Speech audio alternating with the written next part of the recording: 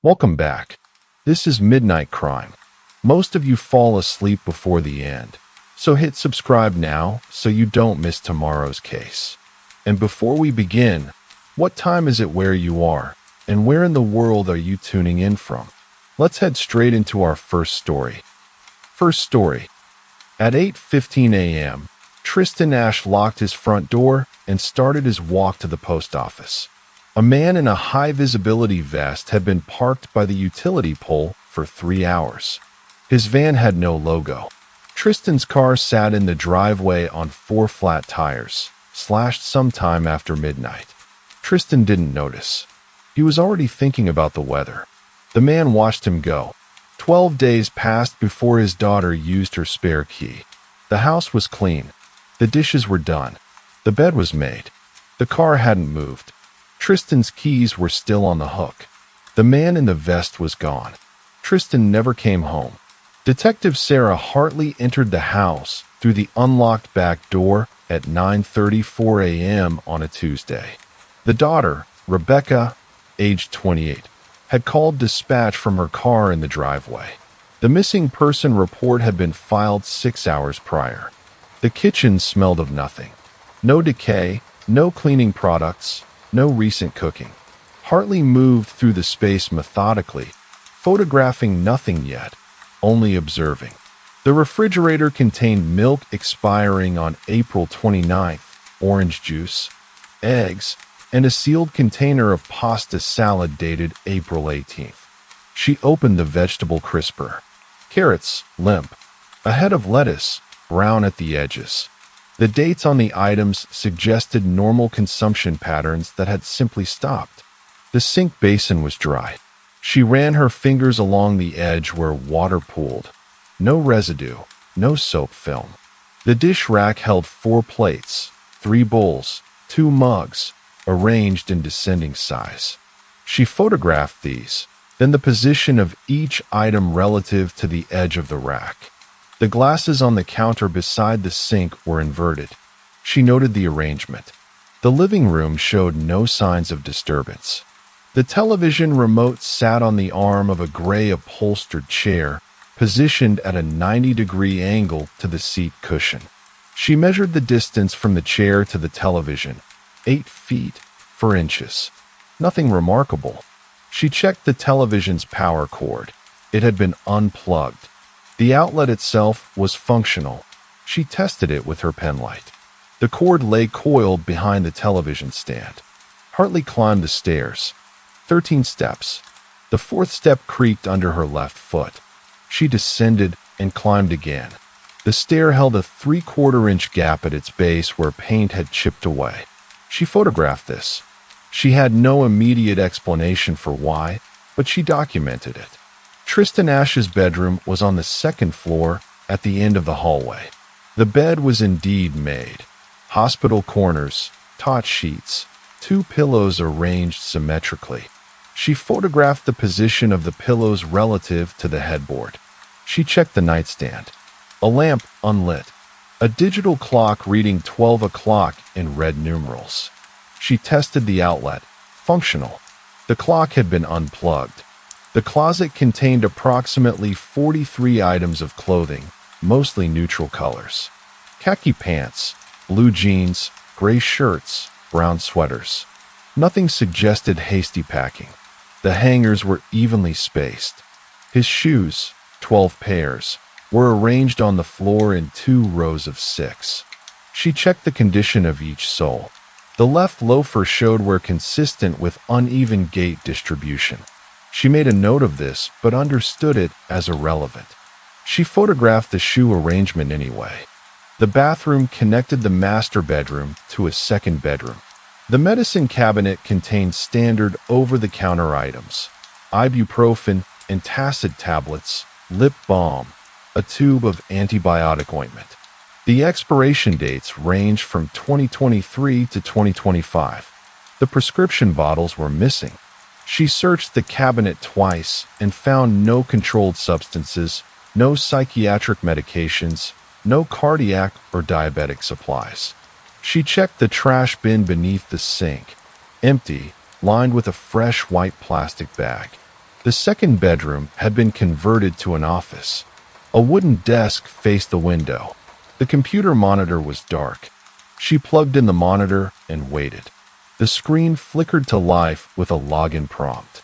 The CPU tower was positioned on the floor beside the desk. She checked the power cord. Connected, functional. The monitor came on because she had reseated the power connection. She photographed the desk surface. 3 pens, ballpoint, medium blue, all with caps, rested in a ceramic holder shaped like a coffee cup. A legal pad lay to the left of where the keyboard would have been. She opened it. The top page bore a single handwritten line in blue ink. Insurance renewal, April 23rd. The next page was blank. She photographed both pages, documenting the ink color and pressure applied. The desk held 2 drawers. The upper drawer contained manila folders arranged in alphabetical order: auto, financial, health, home, utilities. She extracted the auto folder and photographed its contents. An insurance declaration page for a 2019 Honda Civic, policy expiring June 15, 2026. 2 maintenance receipts from April 2024 and January 2025. A title document. No odometer readings were recorded on any document. The financial folder held bank statements from the past 6 months. Hartley photographed the statements without removing them. Deposits appeared monthly in amounts ranging from $3,847 to $4,102, consistent with a regular salary. No recent large withdrawals. The most recent statement was dated April 21st, 3 days before Ash had locked his front door. The home folder contained mortgage documentation, property taxes, a home insurance policy. Hartley photographed the policy's expiration date, April 18, 2024. The policy had expired. She checked the financial folder again and photographed the most recent statement once more. The lower drawer contained printed emails. She extracted a stack of approximately 40 pages, all printed and bound with a single plastic clip. The topmost email was dated April 23rd at 7:47 a.m., sent from an address registered to S. Klein at a corporate domain, Harrison and Associates, Property Management Solutions. The subject line read, Account Review. She photographed the email and read it in full. Klein had written, Mr. Ash, our review of your accounts remains pending. Please contact our office at your earliest convenience to discuss outstanding balances. We require documentation by April 25th, 2026. The message was marked as unread in the metadata. Hartley photographed the remaining emails, moving through the stack chronologically. The earliest was dated March 14th. Klein's messages grew increasingly formal over the course of 6 weeks. The most recent message, dated April 23rd, marked unread, referenced potential account recovery actions and required documentation. She checked the date on her watch, April 23rd, 2026, 10:18 a.m. The message had arrived on the day Ash left his house. She photographed the email's metadata header to verify the timestamp and sender domain. Hartley descended the stairs and returned to the kitchen. She photographed the refrigerator again, focusing on the magnetic calendar attached to its door. April was visible. The dates from April 16th through April 22nd bore pencil marks at 8 a.m. The mark for April 23rd had been made in pen. She photographed the calendar, focusing on the mark's position and the pressure applied to the pen. She opened the freezer. 3 ice packs, a bag of frozen vegetables, a container of ice cream, unopened. The dates on the ice packs suggested they had never been used. She checked the sink again. She ran her finger along the faucet handle and detected no fingerprints. The surface was too smooth, too clean. Hartley found the garage through a door adjacent to the laundry room. The 2019 Honda sat on 4 deflated tires, the sidewalls showing clean cuts at consistent angles. She photographed each tire. The cuts appeared to have been made with a single blade, applied with uniform pressure and angle. The cuts did not penetrate the wheel rims. The tire pressure sensors had not been triggered. No warning lights illuminated the vehicle's interior when she opened the driver's side door and sat in the driver's seat. The steering wheel was cold. She noted the absence of any personal items in the cabin. No papers, no documents, no identifying markers. The registration was clipped to the visor. She photographed it. The vehicle's last service had been recorded in December 2024. The odometer read 47,203 miles. The garage shelves held standard tools, cans of automotive fluid, a jumpstart battery, and 4 boxes labeled in black marker: tax records, medical, personal, and correspondence. She photographed each box. The boxes appeared undisturbed, arranged in 2 neat stacks. She descended into the basement, where the temperature dropped noticeably. The concrete floor was dry. Storage racks held seasonal decorations, old furniture, and boxes of books. Nothing appeared disturbed. The utilities occupied the far corner: water heater, electrical panel, furnace, all in standard condition. The furnace had been set to 68 degrees, the thermostat digital and dark. Hartley checked the electrical panel. The breakers were labeled in neat handwriting: kitchen, bedroom, office, living room, bathroom, basement, garage, washer/dryer, furnace. All breakers were in the on position. She photographed the panel. She returned upstairs. It was 11:52 a.m. The house remained silent. She stood in the kitchen and did not move for 2 minutes. She listened. No sounds. No ambient hum from appliances. No settling of the house. No mechanical activation. The silence was absolute and uniform. She walked to the front door and examined the lock. No scratches on the keyway. No tool marks on the surrounding frame. The door had not been forced. She looked at the hook where Tristan's keys had hung. The hook remained empty, exactly as Rebecca had described. Detective Hartley photographed the hook at 11:54 a.m. and made a note of its position relative to the door frame.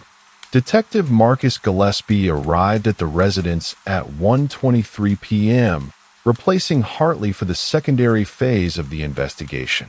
He carried a digital scanner and a pair of latex gloves. He did not enter the house immediately. Instead, he photographed the exterior in sequence: the driveway, the utility pole, the mailbox, the front entrance. He noted the position of the garage relative to the street. He observed that the home sat on a corner lot, visible from 2 directions. The mailbox was a standard rural model mounted on a wooden post. He opened it without touching the interior surfaces. 6 pieces of mail lay inside, arranged in the order they had been received. The topmost envelope was postmarked April 20th and bore the logo of a utility company. The second item was a credit card offer, dated April 18th. The third was a handwritten envelope with no return address, postmarked April 22nd. He photographed each item in position before removing them. The handwritten envelope was addressed to T. Ash in blue ballpoint ink. He did not open it. He placed it in an evidence bag and sealed it. The remaining mail consisted of 2 advertisements and a statement from the mortgage lender, dated April 19th. Gillespie entered the house and proceeded directly to the office. He powered on the computer tower and waited for the system to fully boot. The login screen required a password. He did not attempt entry. Instead, he photographed the computer's external features: the case model, the visible ports, the cable connections. The monitor displayed the time, 1:34 p.m., indicating the system clock was functional. He examined the desk more thoroughly than Hartley had. He He moved to the right side of the desk, where a telephone sat in its charging cradle. He lifted the handset and listened. A dial tone. He replaced it and photographed the phone's base unit. The model was standard, a landline with an integrated answering machine. He pressed the message button. The screen displayed 0 in red numerals. He opened the second desk drawer fully. Beneath the printed emails, a leather journal lay flat. The cover bore no markings. He photographed it in position before removing it. The journal contained handwritten entries spanning from January 2nd to April 18th, 2026. The entries were brief, consisting of dates and single-line observations related to work tasks and household maintenance. The final entry read, "Insurance renewal completed. H&A office called twice." The date was April 18th. The word H&A was underlined in blue ink. The handwriting matched the calendar Mark Hartley had documented in the kitchen. The pressure and angle of the underline suggested agitation or emphasis. Gillespie photographed each page of the journal. He noted that entries for April 19th, 20, 21, 22, and 23 were absent. The final page had been written in blue ink. Subsequent blank pages showed no indentations or ghost markings that might indicate pressed writing.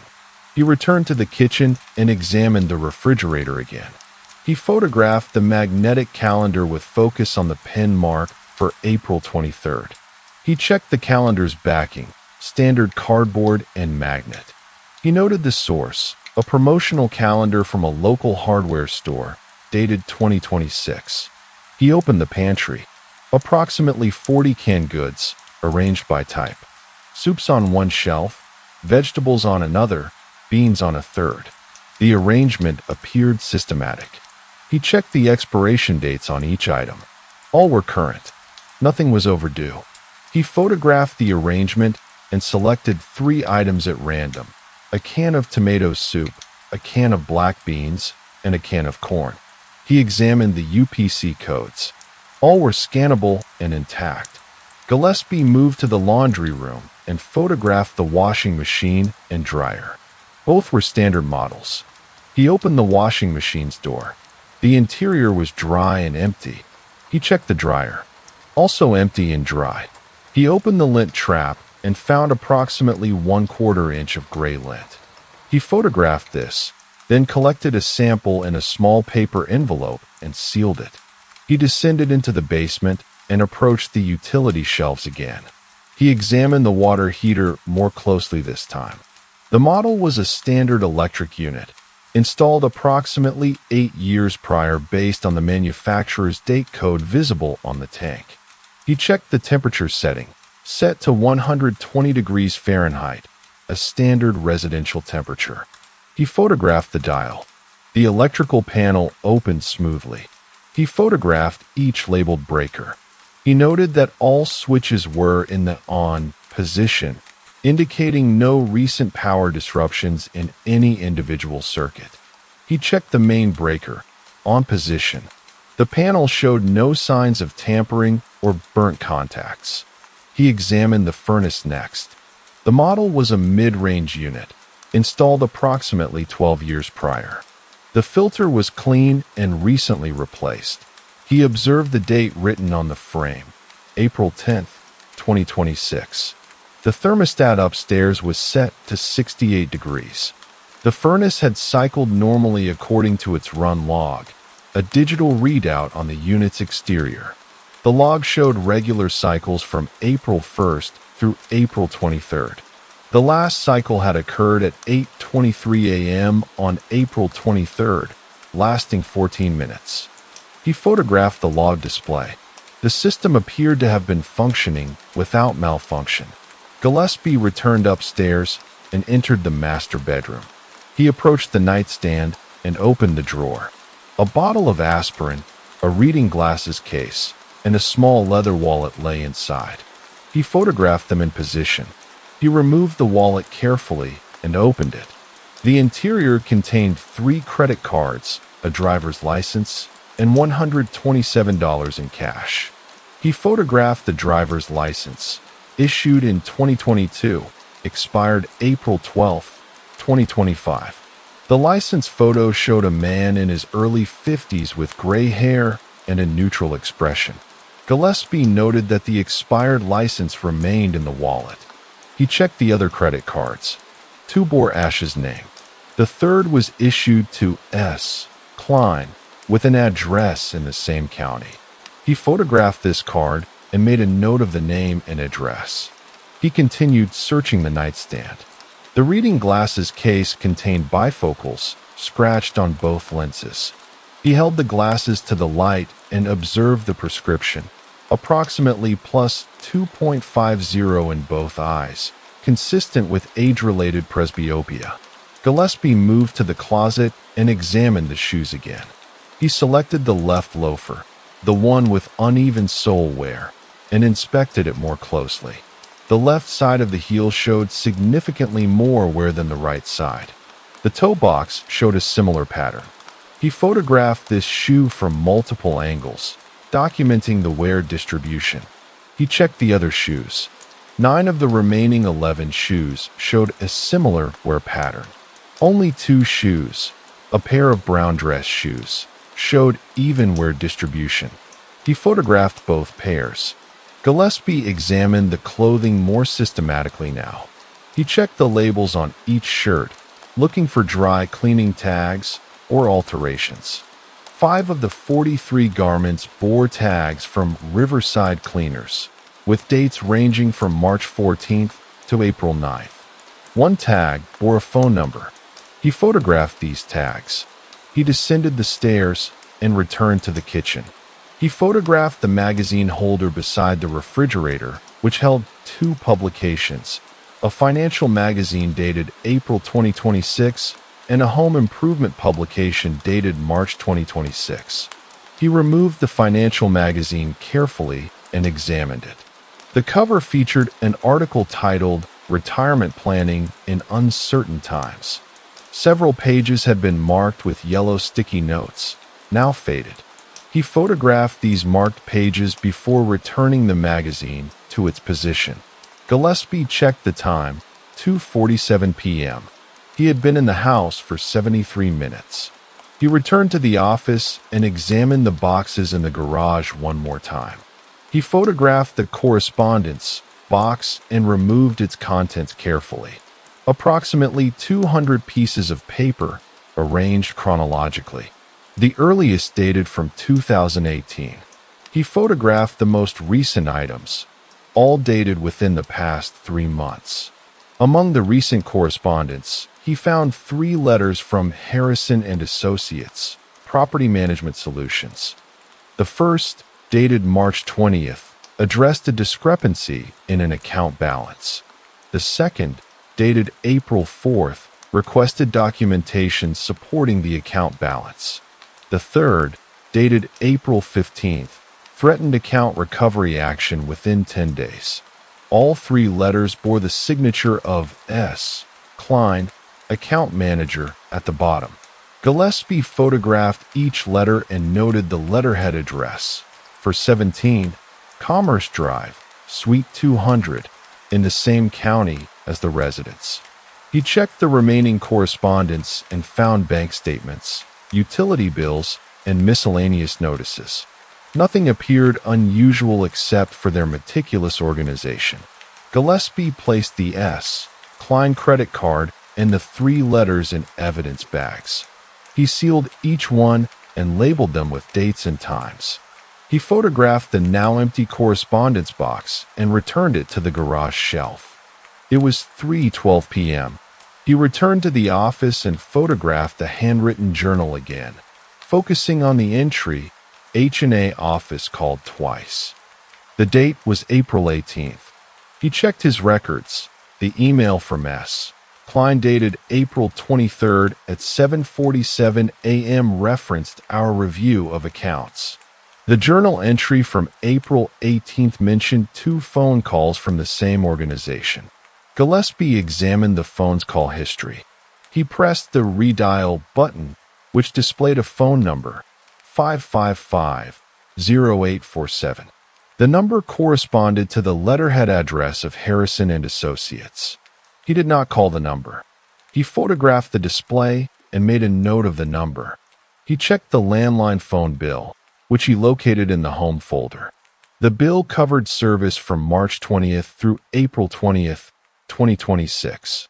He photographed the document and examined the itemized call list.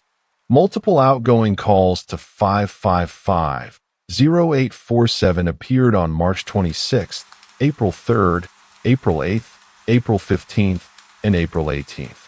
The calls on April 18th were listed at 9:34 a.m. and 2:16 p.m. The calls were brief, approximately 3 minutes each. The journal entries stated "called twice," which corresponded to the 2 recorded calls on April 18th. Gillespie photographed the itemized call list, focusing on the April 18th entries.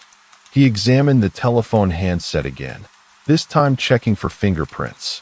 The surface was smooth and appeared to have been wiped clean.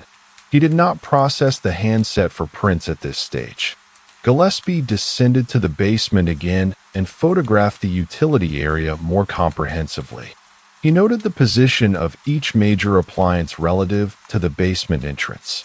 He measured the distance from the water heater to the electrical panel, approximately 8 feet. He observed that all utility connections appeared standard and undisturbed. He returned to the main floor and stood in the center of the living room. He photographed the space in a complete 360-degree rotation, noting the position of furniture, the television, the remote control. Nothing suggested intrusion or disruption. At 3:54 p.m., Gillespie exited the house through the front door. He photographed the exterior again, this time focusing on the driveway, the mailbox post, and the garage entrance. He noted the position of the property relative to the utility pole where the man in the high-visibility vest had parked. He did not photograph the street itself, but he observed that the house was visible from the utility pole position at a distance of approximately 70 meters.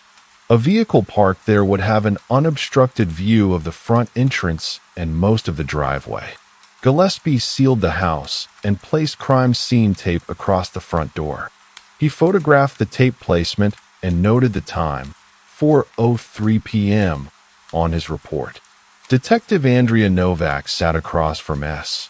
Klein in the Harrison and Associates office at 10:18 a.m. on April 24, 2026. The office occupied Suite 200 of a 3-story commercial building. Klein's workspace consisted of a desk, 2 filing cabinets, and a computer terminal. A window overlooked the parking lot. Klein was a woman in her early 40s with dark hair pulled back in a tight bun. She wore a gray blazer and no visible jewelry except a wedding band. Her fingernails were trimmed short and unpainted. She answered Novak's questions with minimal elaboration, her responses confined to factual statements. "Mr. Ash opened an account with us in January 2024, Klein said. She pulled a file folder from her desk drawer and opened it without hesitation. The account was related to a property management dispute, a rental property he owned in the county. Novak photographed the file's first page. The document was dated January 15, 2024, and bore Ash's signature at the bottom. The account number was 847291. The initial dispute involved a tenant disagreement and a property valuation discrepancy. What was the nature of the discrepancy? Novak asked. Mr. Ash believed his property had been undervalued in the county tax assessment. He engaged us to dispute the assessment and manage the recovery process. Standard work. Novak photographed the subsequent pages. The file contained correspondence between Harrison and Associates and the county assessor's office. The letters were formal and methodical, citing specific property code sections and requesting reevaluation of the assessed value. How much was the property undervalued? Novak asked. Klein hesitated briefly. She turned to her computer terminal and entered several keystrokes. The screen displayed a spreadsheet. She rotated the monitor toward Novak. The initial assessment placed the property at $184,000. Mr. Ash's professional appraisal valued it at $247,000. The discrepancy was $63,000. Novak photographed the spreadsheet. The document showed a timeline of assessments and corresponding values. The county assessor's office had initially rejected the revaluation request in March 2024. Harrison and Associates had filed a formal appeal in April 2024. And the outcome? Novak asked. The appeal was successful. The county reassessed the property at $241,000 in June 2024. The revised valuation was substantially closer to Mr. Ash's appraisal. So the dispute was resolved. The property valuation dispute was resolved, Klein said. However, the account remained active due to a secondary matter. Klein pulled another set of documents from the file. These were dated July 2024 and concerned a property lien. The county had placed a tax lien on Ash's rental property for unpaid property taxes spanning 3 years. This was unexpected, Klein said. The taxes on the primary residence were current. However, the rental property had accumulated unpaid taxes from 2021, 2022, and 2023.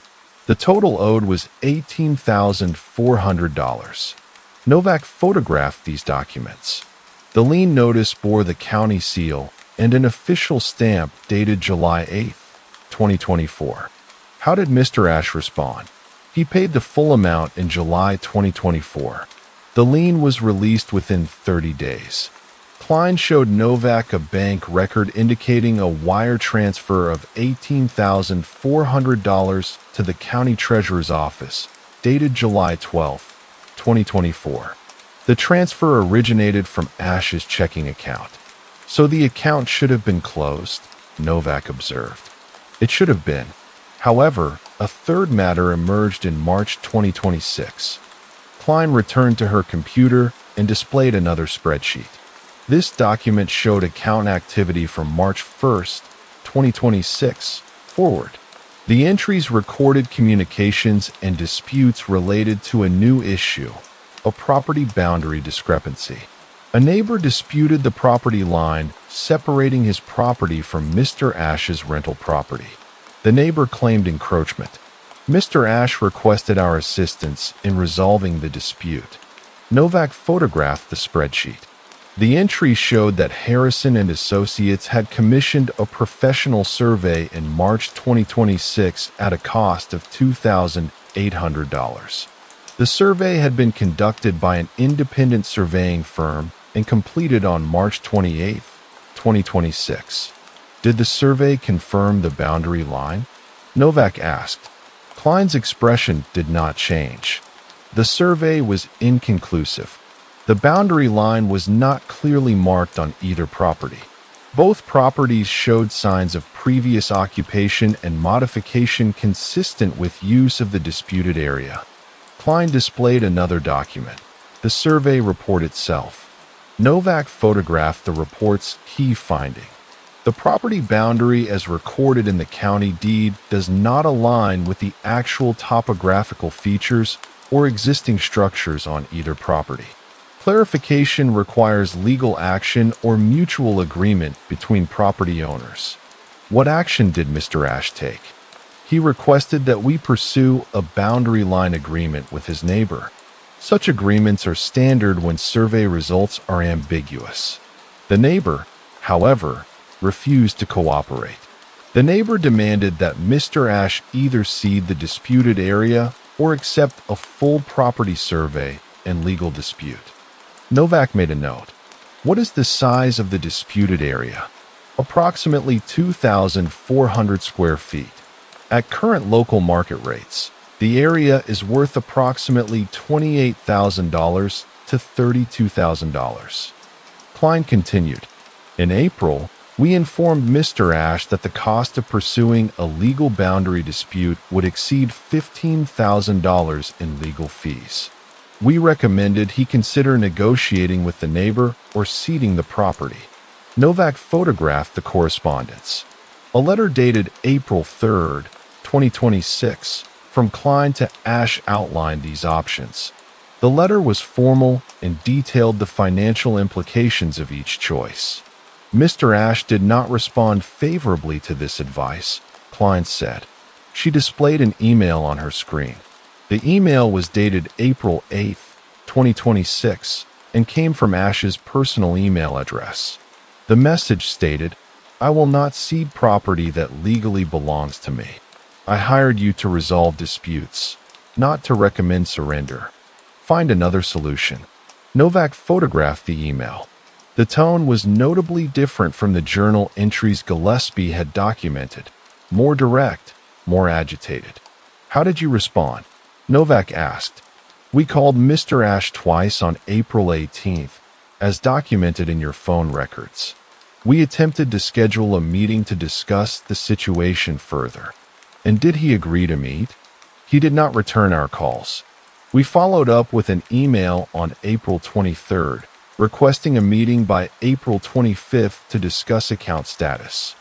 Novak reviewed the email again. The language was standard business correspondence, but the deadline was specific and imminent. Did Mr. Ash respond to the April 23rd email? No. That is why I am here speaking with you. Novak examined the file's remaining contents. The account had accumulated charges from March through April 2026. Survey costs, communication time, legal research, and administrative fees. The total outstanding balance was $7,340. Was this balance ever paid? Novak asked. No. The account remains unpaid and unresolved. Novak photographed the account summary. The final line item was dated April 23rd, 2026. Follow-up consultation and account status review, $180.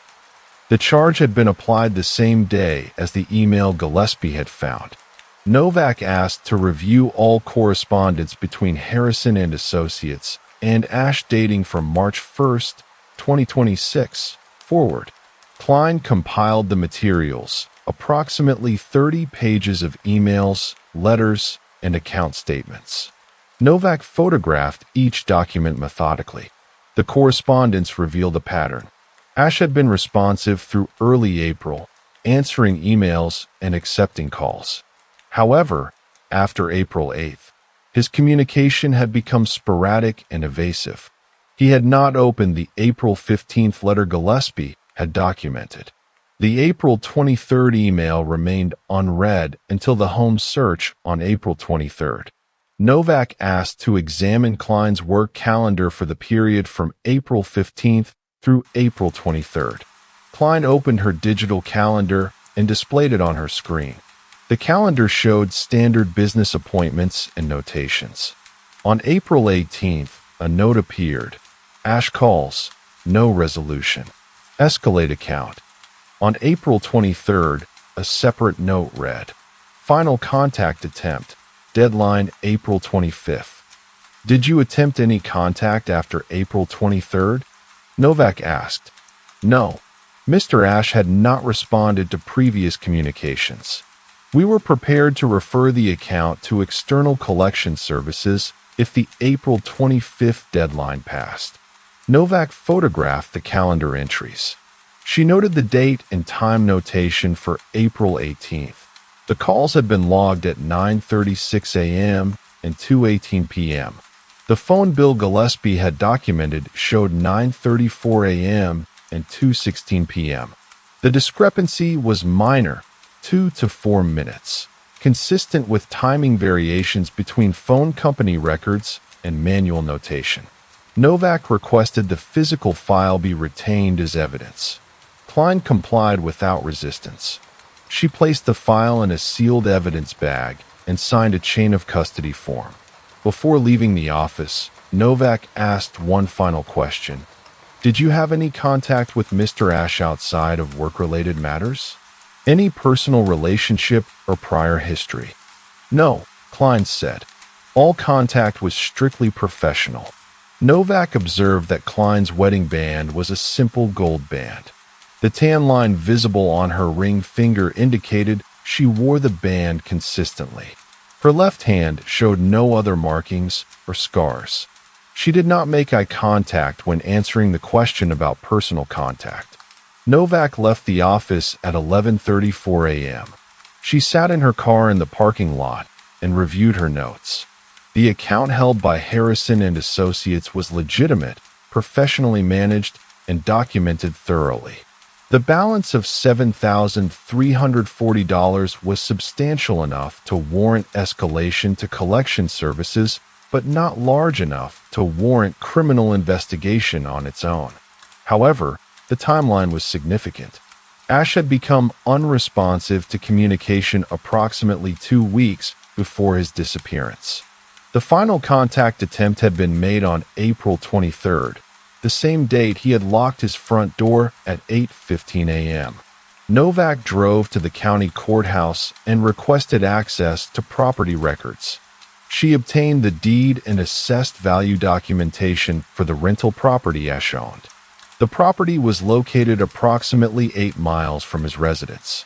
She photographed the deed and the current assessment, which listed the property value at $241,000, the revised assessment that Harrison and Associates had obtained. She also obtained a copy of the original boundary dispute notice filed by the neighbor. The notice was dated February 20th, 2026, and bore the neighbor's signature, R. Blackwell. Novak made a note of the name and address. She returned to her vehicle and entered the neighbor's address into her GPS. The property was located in a rural area, approximately 15 minutes from the courthouse. She drove there and photographed the entrance to the property from the road. A mailbox bore the name Blackwell in faded letters. The property consisted of approximately 5 acres of pasture and woodland. The boundary line with Ash's property was marked by a weathered wire fence in several sections and open grass in others. At the disputed area, no clear boundary marker existed. The fence line had been removed or collapsed in that section, leaving approximately 30 meters of unmarked border between the two properties. Novak photographed the disputed area from multiple angles. She noted that the terrain in the disputed area was slightly elevated compared to the surrounding land, with mature trees providing shade. The area appeared to have been used informally. A worn path was visible crossing the unmarked boundary. She returned to her vehicle and made a note to interview R. Blackwell. It was 2:56 p.m. Novak drove back to the county sheriff's office and compiled her findings from the Harrison and Associates investigation. She photographed all materials she had obtained and documented the chain of custody for the file now held as evidence. She made one additional request at the courthouse, a record search for any legal actions filed by R. Blackwell against Ash or his property. The clerk returned with 2 documents.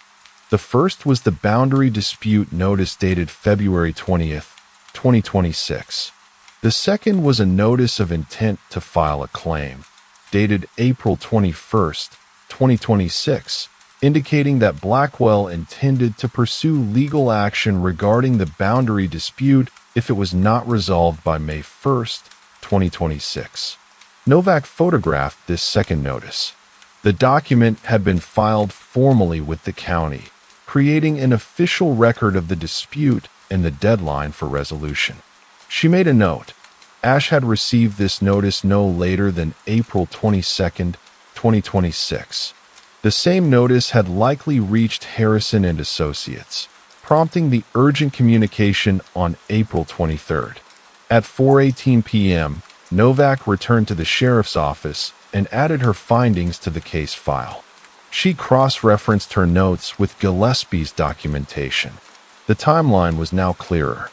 April 3rd, Harrison and Associates recommends Ash consider ceding property. April 8th. Ash rejects this recommendation. April 15th. Legal warning from Harrison and Associates regarding escalation. April 18th. 2 phone calls from client to Ash. No resolution. April 21st. Blackwell files formal notice of intent to pursue legal action.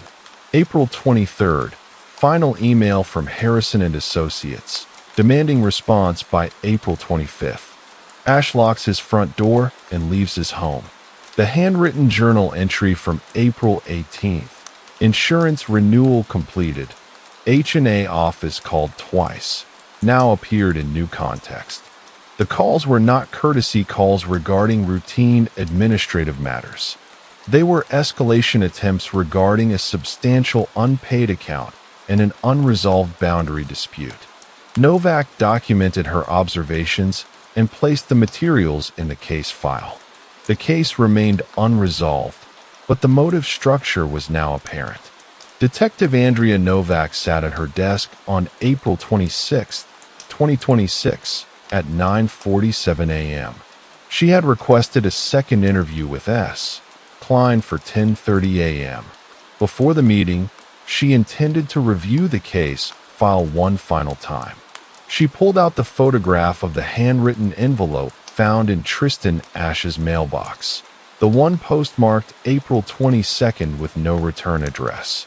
Gillespie had sealed it as evidence, but had not opened it.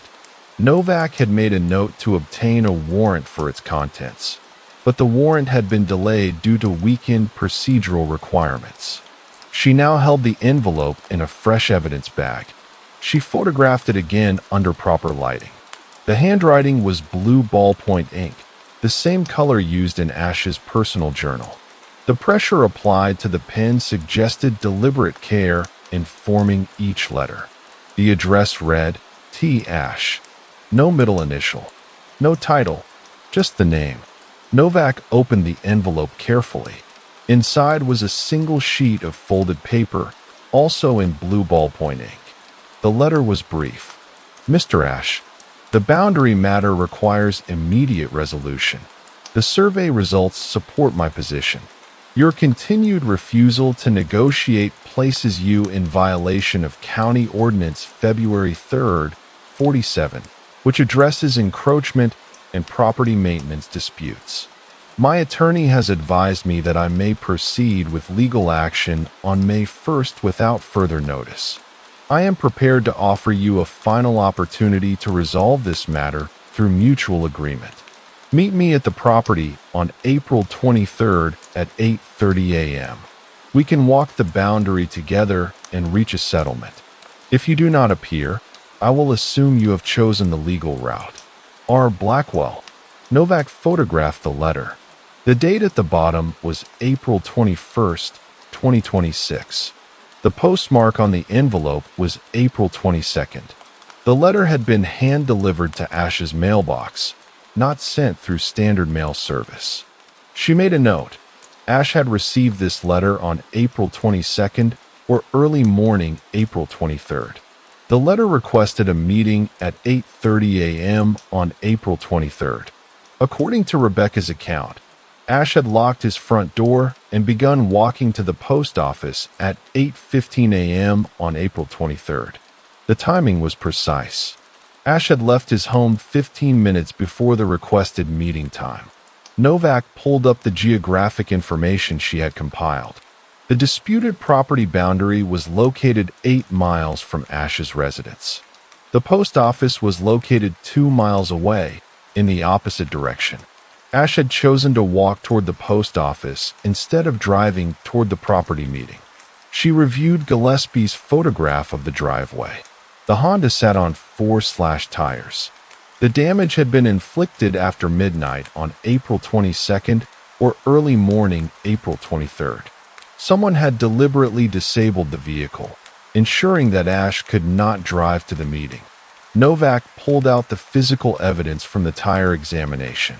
The cuts were clean, consistent with a single blade applied at a consistent angle. No tool marks were visible. The cuts showed only the width and depth of the blade itself. A standard utility knife or box cutter would produce such marks. She cross-referenced this observation with the information she had gathered on R. Blackwell. She pulled up the property tax records for Blackwell's land. The property assessment showed recent improvements. A new fence installed in November 2025, property grading completed in December 2025, and a storage building constructed in January 2026. The fence installation receipt, which Novak had obtained from the County Building Permits Office, listed the contractor and the materials used. The receipt itemized the work and included a notation: fence repaired and extended to mark existing boundary line per property owner request. But Novak had photographed the boundary area herself. The fence was incomplete and weathered in the disputed section. It had not been properly extended into the disputed territory. The incomplete fence work suggested that either the contractor had stopped before completing the job or the fence had subsequently been removed or damaged. Novak pulled out her phone records query. She had obtained Blackwell's landline phone bill for the period from April 15th through April 23rd. The bill showed outgoing calls to Harrison and Associates on April 20th at 10:34 a.m. and April 21st at 2:47 p.m. These calls had been placed immediately after Blackwell had drafted the meeting letter. She made a note.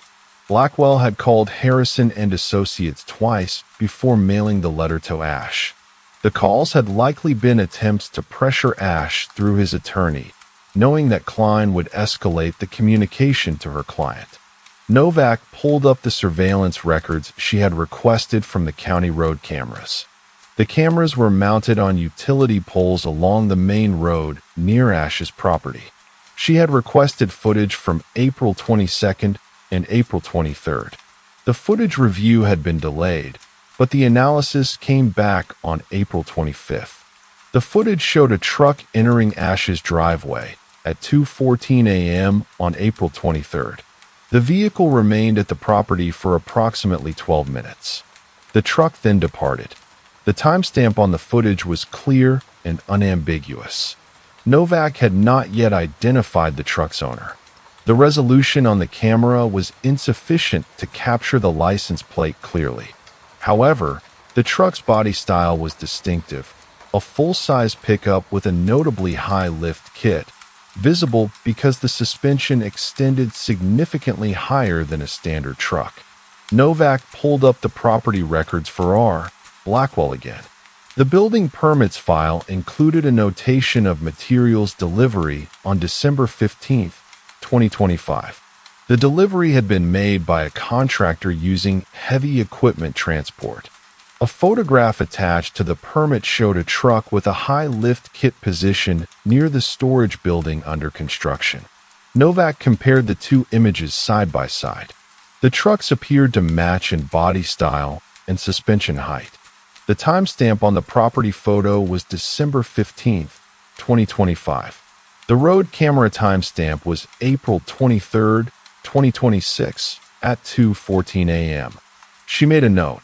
The same truck had been present at both locations. The same truck had disabled Ash's vehicle hours before the requested meeting. Novak pulled out the letter from R. Blackwell one more time. She photographed Blackwell's signature, a slanted, angular script in blue ballpoint ink. She compared it to other signatures in the case file. She had copies of Blackwell's signature from the property tax records and from the boundary dispute notice filed with the county. All three signatures matched. The handwriting was consistent. The pressure and angle of the pen strokes were identical across all documents. The letter was undoubtedly written and signed by R. Blackwell. But Novak noticed something else. She pulled out the photograph of the kitchen calendar that Hartley had documented. The pen mark for April 23rd was written in blue ink, notably darker and heavier than the pencil marks for the preceding dates. She photographed the calendar mark again and compared it to the letter from Blackwell. The pressure applied to the pen was similar. The angle of the stroke was consistent. The color of the ink appeared identical. Novak made a final note. The calendar entry for April 23rd had been made in the same pen used to write the letter from R. Blackwell. Someone had been in Ash's home and had marked the calendar on or before April 23rd. She pulled up the photograph of Ash's desk again. The journal entry from April 18th stated, "Insurance renewal completed. H&A office called twice." The handwriting was Ash's, written in blue ballpoint ink. The pressure applied was lighter than the calendar mark, but similar to Ash's other journal entries. The calendar mark for April 23rd, however, was distinctly different. The pressure was heavier. The angle was slightly more acute. The loop in the numeral 2 was open, whereas Ash's handwriting characteristically closed the loop.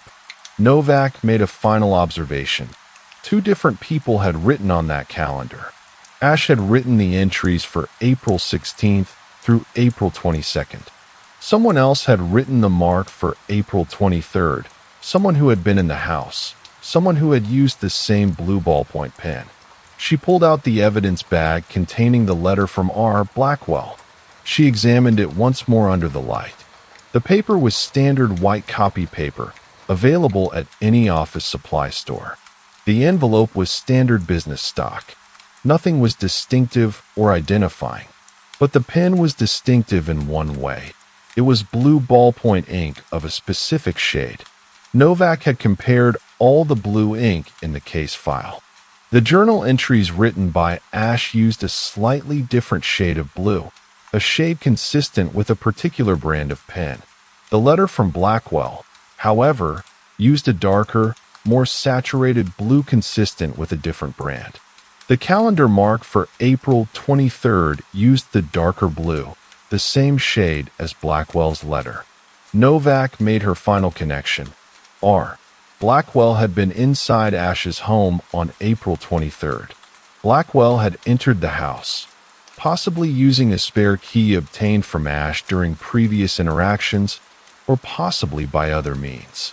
Blackwell had marked the calendar, likely to establish a timeline or create a false record of Ash's last activity.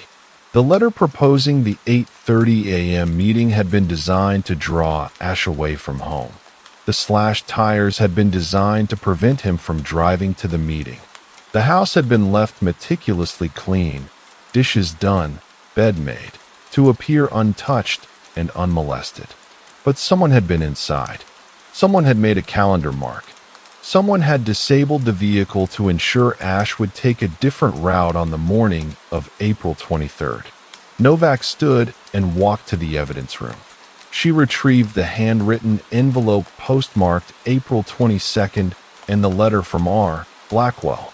She placed both items under magnification and examined the pen strokes with a forensic light source. The UV reactive properties of the ink confirmed the match. The letter and the calendar mark had been made with the same pen, a pen that was not found anywhere in Tristan Ash's home. She pulled out her phone and called the county prosecutor's office. She requested an urgent search warrant for R. Blackwell's property, specifically targeting the truck, any writing instruments, and any documentation related to keys or access to Ash's home. The prosecutor agreed that the warrant was justified based on the circumstantial evidence. The warrant was issued by 11:02 a.m. Novak then called Gillespie. "Cancel the appointment with Klein. Blackwell is the subject now. I'm heading to his property with a team." She did not elaborate. She did not need to. The evidence spoke for itself. As she prepared to leave her desk, Novak reviewed the timeline one final time. April 21st, Blackwell writes letter proposing 8:30 a.m. meeting on April 23rd.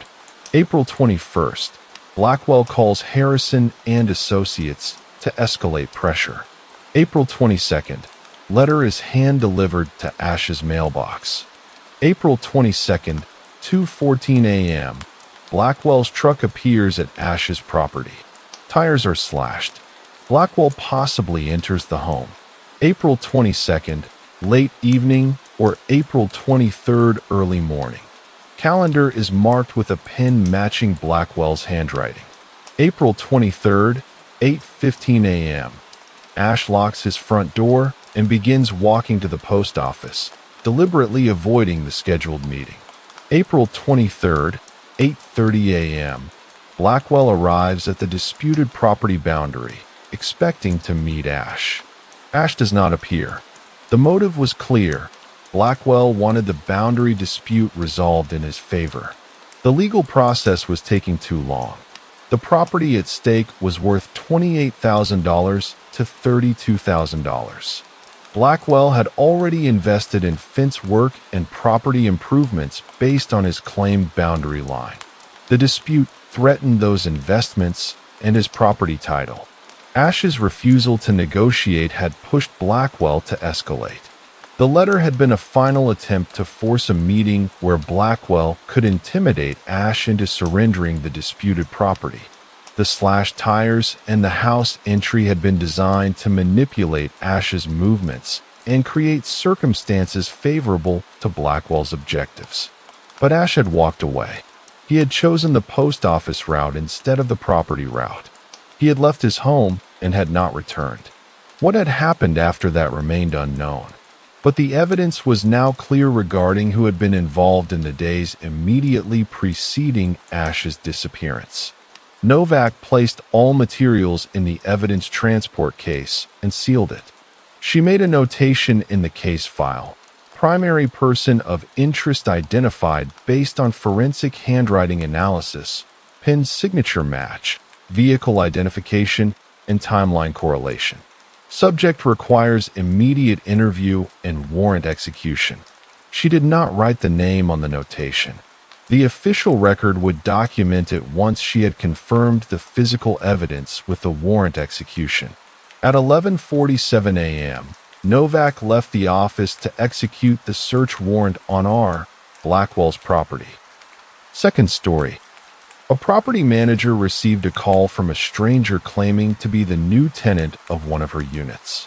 He had a lease agreement, photos of the apartment, and a receipt for a first month and security deposit from a bank account bearing her landlord's name. When she checked with the actual owner, he'd never authorized any rental. The stranger had used a convincing forged lease, impersonated the owner, and collected $2,800 before the scheme unraveled during the official move-in inspection. The property manager, Janet, called the police department's fraud line at 9:23 a.m. The responding officer, Detective William Garrett, arrived at the Meridian Gardens complex at 10:47 a.m. with his evidence kit and a notebook that was blank except for the date, April 18, 2026. He had learned long ago that the most important work happened in observation, not in the telling. Unit 307 was on the third floor. The hallway smelled like new carpet and the faint chemical residue of industrial cleaner. The door frame showed no signs of forced entry. The lock cylinder bore no fresh scratches. Garrett noted this. The lock had been opened with a key, not breached. Inside, the apartment was empty. Afternoon light came through windows that had not yet accumulated dust on their sills. The carpet showed no footprints, no disturbed fibers. The kitchen was untouched, no dishes in the sink, no food in the refrigerator, no crumbs on the counter. Garrett opened each cabinet. Empty. He ran his fingertip along the inside of the oven. No residue, no smell of heating coils, no evidence of use. He stood in the center of the living room and listened. The silence was complete. No hum of appliances. No settling of the building. He could hear the air conditioning unit in the basement, faint and distant. The lease agreement Janet had provided was in an evidence folder. Garrett laid it on the kitchen counter under the natural light from the window. He examined the signature page first. The property owner's signature, genuine examples provided by Janet from previous leases, was compared to the forged version. The angle of the pen strokes was consistent. The pressure was even. Someone had spent time on this. tracing with a steady hand, perhaps over a light source. There were no pin lifts in the wrong places, no hesitations. A competent forgery. But the notary stamp was where Garrett paused. He pulled out the magnifying glass. The stamp was circular, embossed. He could feel the raised surface with his fingernail. The date on the stamp read April 12th, 2026, 6 days before the fraud was discovered. The notary's signature was printed, not handwritten. The seal number was partially visible, 4847. Garrett photographed the stamp with his department-issued camera. The resolution was adequate. He would have this checked against the state notary database. The receipt from the bank came next. It was printed on thermal paper, the kind generated by cash registers and ATMs. The paper had yellowed slightly at the edges, normal degradation for a document 3 weeks old. The thermal ink was dark and legible. The account number printed on the receipt belonged to Martin Kingsley, the property owner. The date was April 8th, 2026. The timestamp read 3:22 p.m.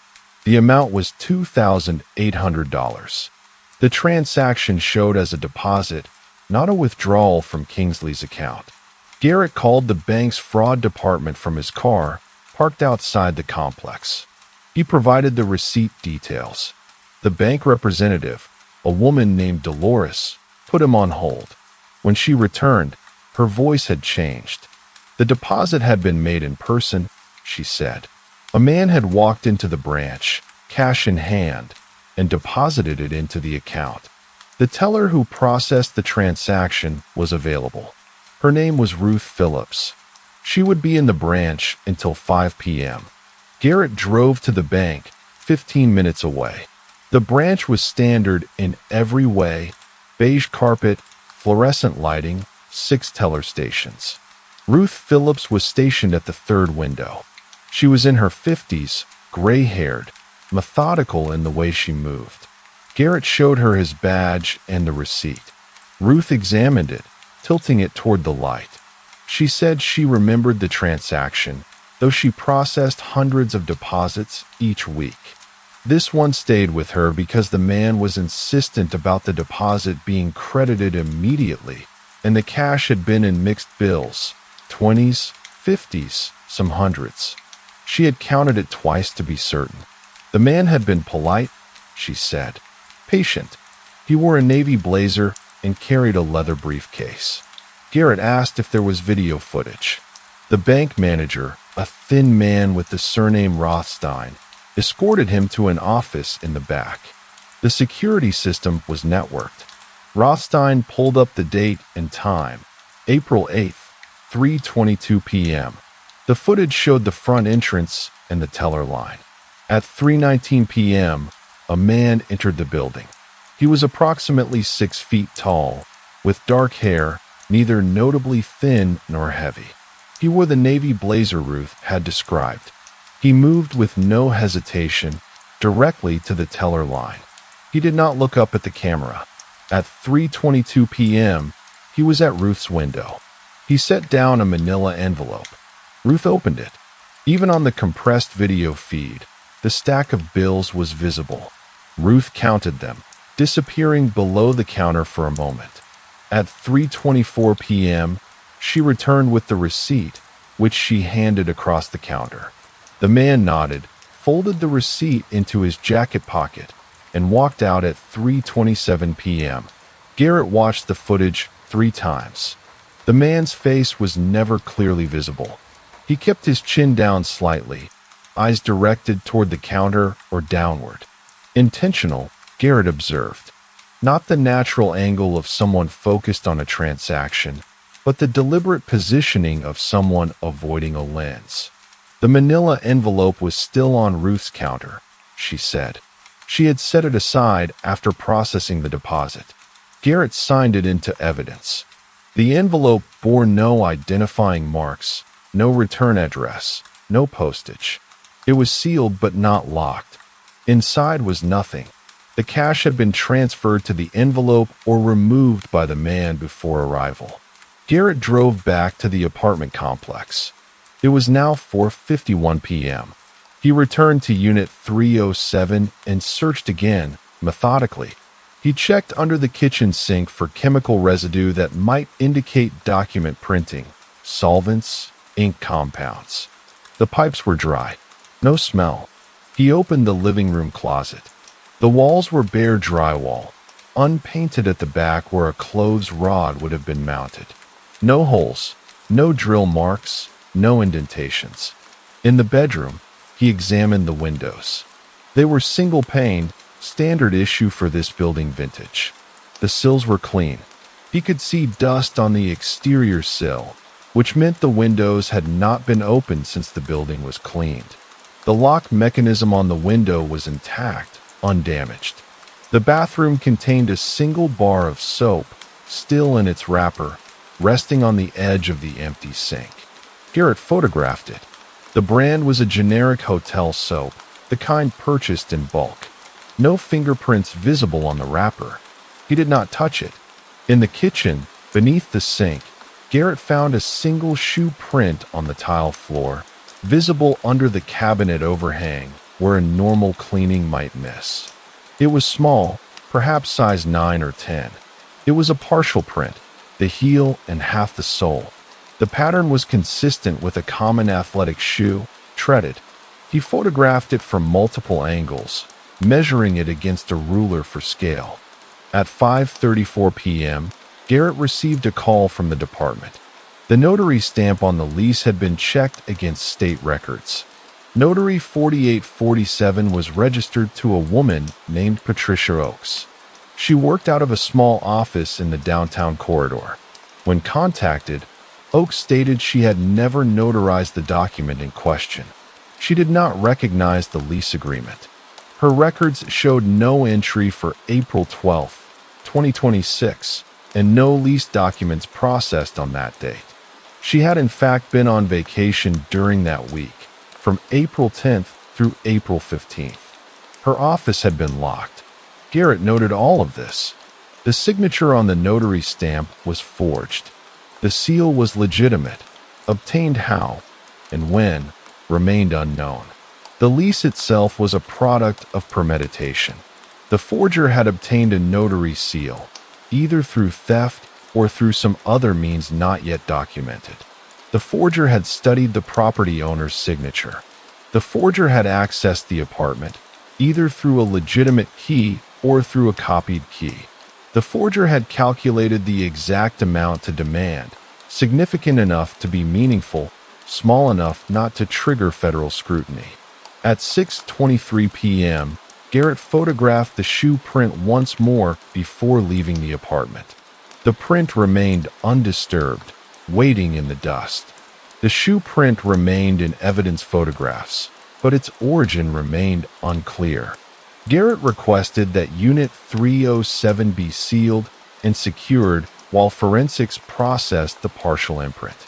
He drove to the property management office where Janet Kingsley worked, in a commercial complex off Riverside Avenue. The office was small, 3 desks, filing cabinets, a conference room with a table scarred by coffee rings. Janet provided him with the master key log. Every key to every unit was documented. Signatures, dates, times, purpose of access. Garrett reviewed the ledger going back 6 months. The entry for Unit 307 showed 3 legitimate accesses in the past 4 weeks.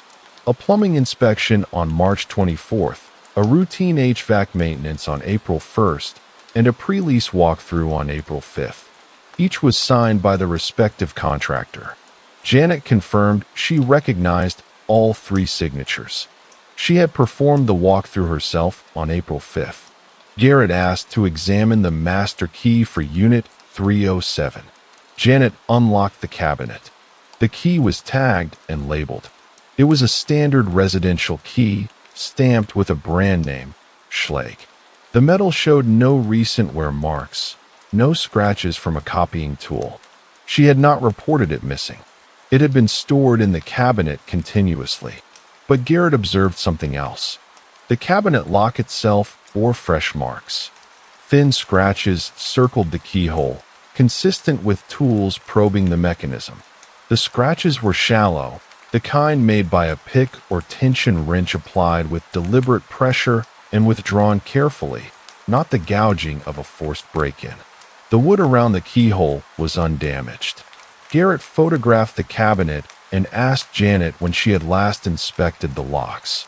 She said she performed a visual check monthly. The last check had been April 15th. She had not noticed the scratches then. He asked for the names and addresses of the 3 contractors who had accessed the unit in March and April. Janet provided them on a separate form.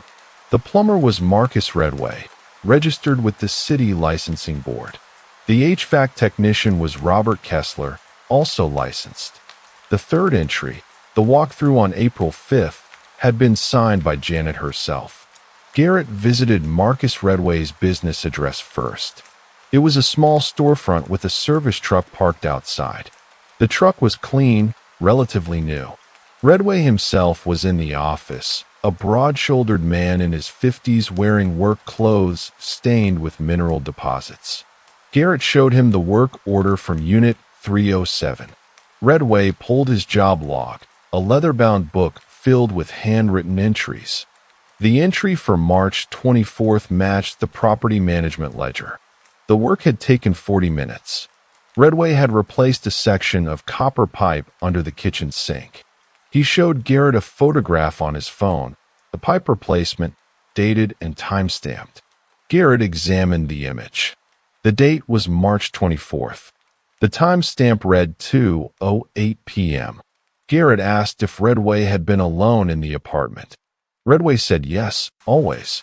He locked the door behind himself and used his own key to enter once the property manager let him in the first time.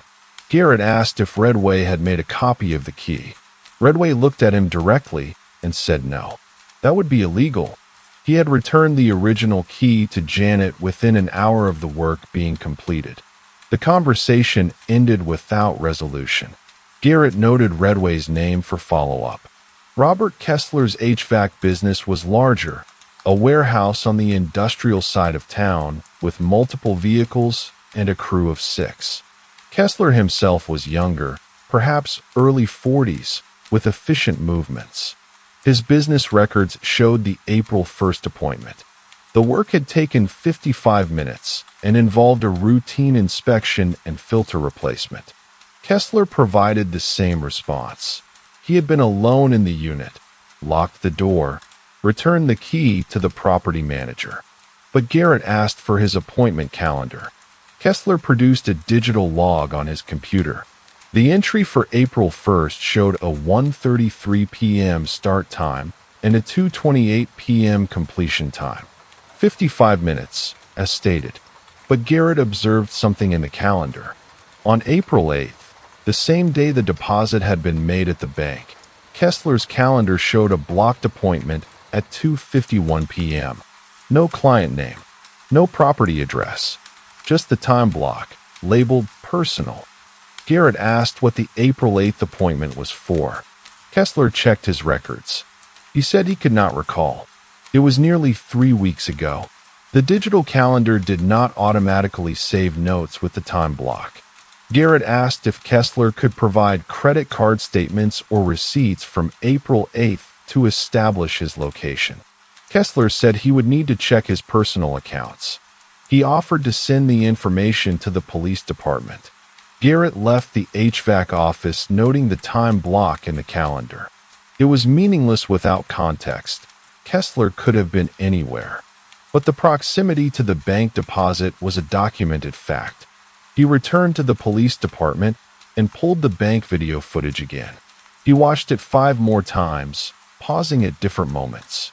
At 3:19 p.m., the man entered. He was alone. He moved with purpose. At 3:27 p.m., he exited. The video did not show his vehicle or his direction of travel after leaving the bank. Garrett requested traffic camera footage for the area surrounding the bank on April 8th between 3 p.m. and 4 p.m. The department's traffic division provided 3 camera feeds covering different intersections. Garrett reviewed them systematically. watching for a man matching the physical description. Approximately 6 feet tall, dark hair, navy blazer, leather briefcase. At 3:31 p.m., a vehicle appeared on the feed from the intersection 2 blocks from the bank. It was a gray sedan, 4-door midsize.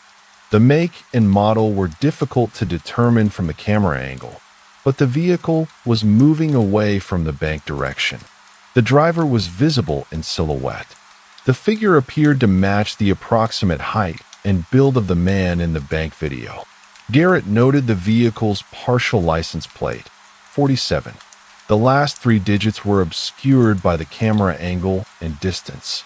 He filed a request for all vehicle registrations in the state matching a gray sedan of that model year, with a plate beginning in 47. The results would take time to compile. At 7:33 p.m., Garrett received a call from the property management office. Janet had discovered something. She had been reviewing her security camera footage from the building, cameras she had installed last year to monitor common areas. She had pulled the footage from April 5th through April 10th, the period when she believed the apartment had been accessed by the imposter. Garrett drove back to the office. Janet had the footage queued to a specific timestamp, April 7th at 10:44 p.m. The camera showed the 3rd floor hallway outside Unit 307. At 10:44 p.m., a figure appeared at the apartment door. He was alone. He wore dark clothing and carried a small bag. He inserted a key into the lock. The door opened. He entered. At 10:47 p.m., he exited the apartment, locked the door, and walked back down the hallway. The entire duration of his presence in the unit was 3 minutes. Garrett asked to see the footage of the same hallway for the previous days. Janet pulled April 5th, 6th, and 8th. No one appeared in the hallway outside Unit 307 except for her own entry on April 5th during the walkthrough. The figure on April 7th did not reappear. The man in the hallway footage had a similar build to the man in the bank video, tall, dark hair. But the lighting in the hallway was poor, and his face was not visible. He kept his head down, moving efficiently. Garrett requested that Janet preserve all security footage. He asked if the building had any other cameras, the lobby, the parking lot, the exterior. Janet said yes. Garrett would need to review all of it, systematically, to establish a timeline of the man's movements. At 8:15 p.m., the state notary board called back. They had checked their records for any notary seals reported stolen or lost in the past 6 months. Patricia Oakes, the notary whose seal had been forged, had filed a report on April 14th, the day after her vacation ended and she returned to her office. She had discovered her seal missing on April 15th. It had last been verified in her office on April 9th, when she returned from vacation and checked her equipment before opening for business. The seal had been taken sometime between April 9th and April 15th. She had immediately filed a police report with the downtown precinct. That report had not been filed in the same system Garrett was using. He would need to request it from downtown. But the documented fact was clear. The notary seal had been stolen. The theft had occurred after the lease document was dated April 8th, but before Oakes discovered it was missing. Someone had accessed her office between April 9th and April 15th. Garrett called the downtown precinct and requested the theft report. The responding officer had been Michael Halstead. The report stated that Oakes's office building did not have security cameras. The lock showed no signs of forced entry. The only item reported missing was the notary seal. No files had been disturbed. No equipment had been taken. Garrett noted the entry date on the theft report, April 15th, 2:47 p.m., for days after the seal was discovered missing. At 8:52 p.m., Garrett drove back to the apartment complex. He stood outside Unit 307 and observed the hallway in person. The overhead lighting was fluorescent, harsh and uniform. The hallway was narrow, with 6 units visible from any single point. A camera mounted on the ceiling would capture anyone approaching Unit 307 or leaving it. He noted the distance from the apartment to the stairwell, approximately 20 meters. A person could traverse that distance in less than 10 seconds at a normal pace. Garrett entered Unit 307 again. The apartment was exactly as he had left it. Empty, undisturbed, sterile. He stood in the living room and listened. The building was quiet. He could hear the ambient hum of the HVAC system in the walls. Nothing else. He examined the apartment door from the inside. The lock mechanism was standard, a simple pin tumbler. The deadbolt engaged cleanly. There were no tool marks on the interior of the lock, no scratches suggesting entry by force. The key used on April 7th at 10:44 p.m. had opened the door without resistance. Someone possessed a working key to Unit 307. That key was not the master key from Janet's cabinet. The master key had not been removed from its housing during the relevant period. Janet had been present in the office until 5 p.m. on April 7th. The office had been locked until 8 a.m. on April 8th. The key used on April 7th was either an unauthorized copy, stolen from one of the contractors, or obtained through some other means not yet documented. Garrett photographed the door lock mechanism and the interior lock plate. He examined the strike plate where the bolt met the door frame. The bolt holes showed no fresh gouging, no new damage. The screws holding the strike plate were original. The heads showed patina consistent with age. At 9:34 p.m., Garrett received the comprehensive traffic camera data covering the area around the bank. The system had processed the partial license plate 47 and returned a list of vehicles. There were 437 registered gray sedans matching the model year with plates beginning in 47. He would need to narrow the search. He requested vehicle registration records for that subset, filtered by address. The results would be delivered in the morning. At 10:18 p.m., Garrett left the apartment complex. He had accumulated physical evidence: the forged lease, the forged notary stamp, the bank receipt, the bank video footage, the shoe print, the scratched cabinet lock, the security camera footage from April 7th, the traffic camera footage, the stolen notary seal, and the documented timeline of who had been where and when. What he did not have was the man's name, his address, or the origin of the key. Those facts remained in the spaces between the evidence, waiting to be discovered. Garrett arrived at the department at 7:15 a.m. on April 19th. The vehicle registration database had compiled overnight.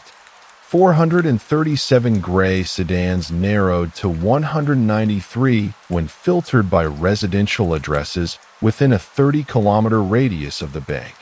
The list was still unwieldy.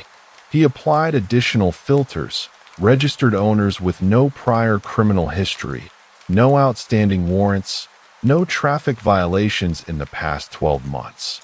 The department's logic was that someone committing a sophisticated fraud scheme would likely maintain a clean public record. The filter reduced the list to 84 vehicles. Garrett printed the list and began systematically cross-referencing each registration against the property management company's client database. He was looking for connections: an owner, a tenant, a contractor, anyone with legitimate access to Meridian Gardens or proximity to the property management office. By 9:42 a.m., he had identified 3 potential connections. The first was a vehicle registered to Daniel Hutchins, address on Westbrook Avenue. Hutchins had been a tenant at Meridian Gardens 2 years ago, in Unit 201. His lease had terminated on schedule. No complaints, no disputes. But Garrett noted the timing. Hutchins had lived in the complex. He would have known the layout, the security systems, the common access patterns. The second was a vehicle registered to a woman named Patricia Lowry, an address in the downtown corridor near Oakes's notary office. Lowry had no direct connection to Meridian Gardens, but the proximity to the stolen notary seal was documented fact. The third was a vehicle registered to Thomas Breeden, an address on Ashland Drive. Breeden's vehicle registration showed that he had registered the gray sedan on March 17, 2026, approximately 3 weeks before the fraud scheme began. The registration paperwork listed the vehicle as purchased from a private seller. The payment had been made in cash. Garrett noted this detail. A vehicle purchased with cash left no bank trail, no credit card record, no financing agreement. The transaction was documented only in the registration itself. He ran a background check on Thomas Breeden. The results showed a man aged 38, no criminal record, no traffic violations, no outstanding warrants. Employment history showed work as an HVAC technician at multiple companies over the past 5 years. His current listed employer was Harrison Climate Control Systems. The address matched Robert Kessler's business. Garrett set down his pen and reviewed the data without moving. Thomas Breeden worked for Robert Kessler. Breeden had purchased a gray sedan 2 weeks before the theft of the notary seal. Kessler had a blocked calendar entry on April 8th, the day of the bank deposit, at 2:51 p.m. The timing aligned with the bank video footage. He pulled up the traffic camera partial plate again, 47. He looked up Breeden's vehicle registration number. The full plate was 47MXG 921. The traffic camera footage from April 8th at 3:31 p.m. showed a gray sedan moving away from the bank. The partial plate visible in the footage was 47. The final 3 digits were not clearly visible in any of the traffic camera frames Garrett had reviewed. He requested the department's traffic analysis division to enhance the resolution on that specific vehicle at that specific timestamp. The analyst said it would take several hours. The camera resolution was not optimal, and the vehicle was at significant distance.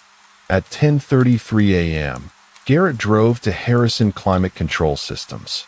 He did not call ahead. Robert Kessler was in the warehouse reviewing inventory when Garrett arrived. Kessler's expression changed when Garrett showed his badge and asked to speak in private. In Kessler's office, Garrett placed a printout of Breeden's vehicle registration on the desk. He asked if Kessler knew Thomas Breeden. Kessler confirmed that Breeden worked for him as a technician. He had been employed for approximately 4 years. Garrett asked about Breeden's job performance. Kessler said it was adequate.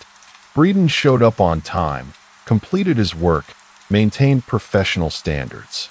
Garrett asked if Kessler had authorized Breeden to use any of the company's key copies or vehicle access for personal business. Kessler said no. Company policy required all keys to be logged and tracked. Garrett asked to see the key log. Kessler provided it. The log was handwritten, maintained by Kessler's dispatcher, a woman named Linda Vasquez. It showed that Breeden had checked out a key to Unit 307 at Meridian Gardens on April 1st at 1:30 p.m., the same day of the HVAC maintenance appointment. The key had been returned at 2:29 p.m. The entries matched the appointment duration logged in Kessler's calendar. But Garrett observed something else in the log. There was a second entry for the same key, dated April 7th, checked out at 10:22 p.m. and returned at 11:03 p.m. The entry was handwritten in a different pen and in different handwriting. The notation next to the entry read, "Recalibration check, unit malfunction." Garrett asked Kessler about this entry. Kessler examined it and said that entry was not authorized. He did not recall authorizing any recalibration check on April 7th. He asked Linda Vasquez to come to the office. Linda Vasquez was a woman in her 60s, methodical in her movements. She examined the log entry and said she did not remember making that entry. Her handwriting was distinctive, and the entry was not in her hand. She always used black ink. The entry was written in blue ink. Garrett photographed the key log, focusing on both entries. The April 1st entry was in blue ink, consistent with the April 7th entry, but different from the other entries in the log, which were in black ink. Linda's usual pen was black. Someone else had made both entries. Garrett asked to speak with Breeden. Kessler said Breeden was not scheduled to work that day. Garrett obtained Breeden's address from the personnel file, 1847 Ashland Drive, apartment 4B. The apartment building was a 3-story structure with 8 units per floor. The exterior was brick, relatively new. Garrett stood outside Unit 4B and observed the door. No signs of recent forced entry. He knocked.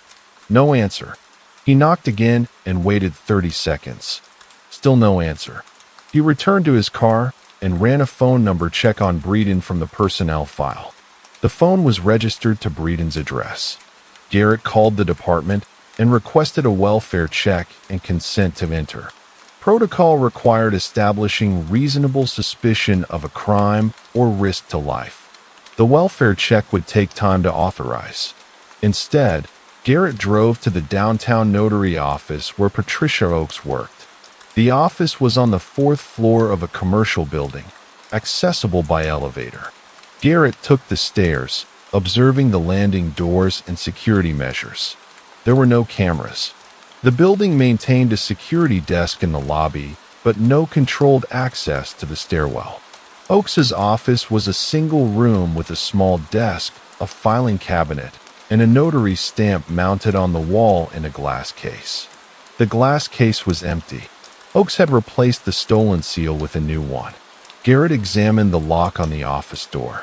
It was a basic pin tumbler, similar to the lock on Unit 307. The lock showed fresh tool marks circling the keyhole, marks consistent with a pick or tension wrench, applied with care, not forced. Garrett asked Oakes if she had changed the lock since the theft. She said no. The building management had come to inspect but found no sign of forced entry, so she had not authorized a replacement. She was waiting for the police investigation to conclude before spending money on a new lock. Garrett asked for her office schedule. Oakes provided a calendar. On April 9th, she had been in the office from 9 a.m. until 12 p.m., then closed for lunch. She had reopened at 1 p.m. and worked until 5 p.m. On April 10th, she had been closed, personal day. On April 11th, she had worked the full day, 9 a.m. to 5 p.m. The notary seal had last been verified on April 9th at 12 p.m. before she closed for lunch. When she returned at 1 p.m., she had not checked it. The seal had been stolen sometime between 12 p.m. and 1 p.m. on April 9th, or during the entire day on April 10th when the office was closed. Garrett asked if the building had any exterior camera coverage. Oakes said there was a lobby camera, but no coverage of the stairwell or hallway leading to her office. She directed him to the building management office on the ground floor. The building manager, a man named Leonard Cross, had worked in the position for 3 years. He provided access to the security system. The lobby camera had footage from April 9th and April 10th. Garrett reviewed it systematically, watching for any figure entering or exiting the building during the critical time window. At 12:34 p.m. on April 9th, a man entered the building. He was approximately 6 feet tall, dark hair, wearing a gray jacket and carrying a backpack. He moved directly to the stairwell without stopping at the security desk. He was alone.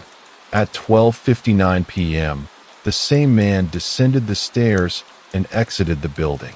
The entire time in the building was 25 minutes. Garrett requested that the image be enhanced and printed. The quality was poor.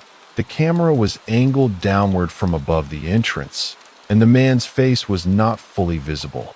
But his build and movement pattern were consistent with the figures in the bank and security camera footage.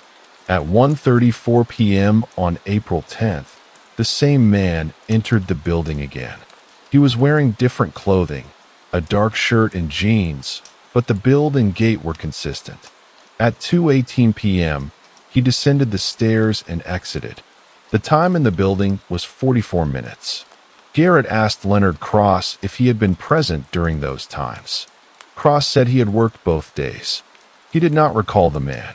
The building received regular foot traffic, and he did not monitor every visitor. At 3:56 p.m., Garrett's phone rang. The Traffic Analysis Division had completed the enhancement of the April 8th footage. The final 3 digits of the gray sedan's license plate were now legible in the processed image, 921.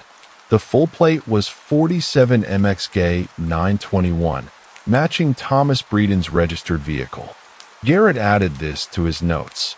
Physical confirmation that Breeden's vehicle was at the bank location on April 8th at the time of the cash deposit.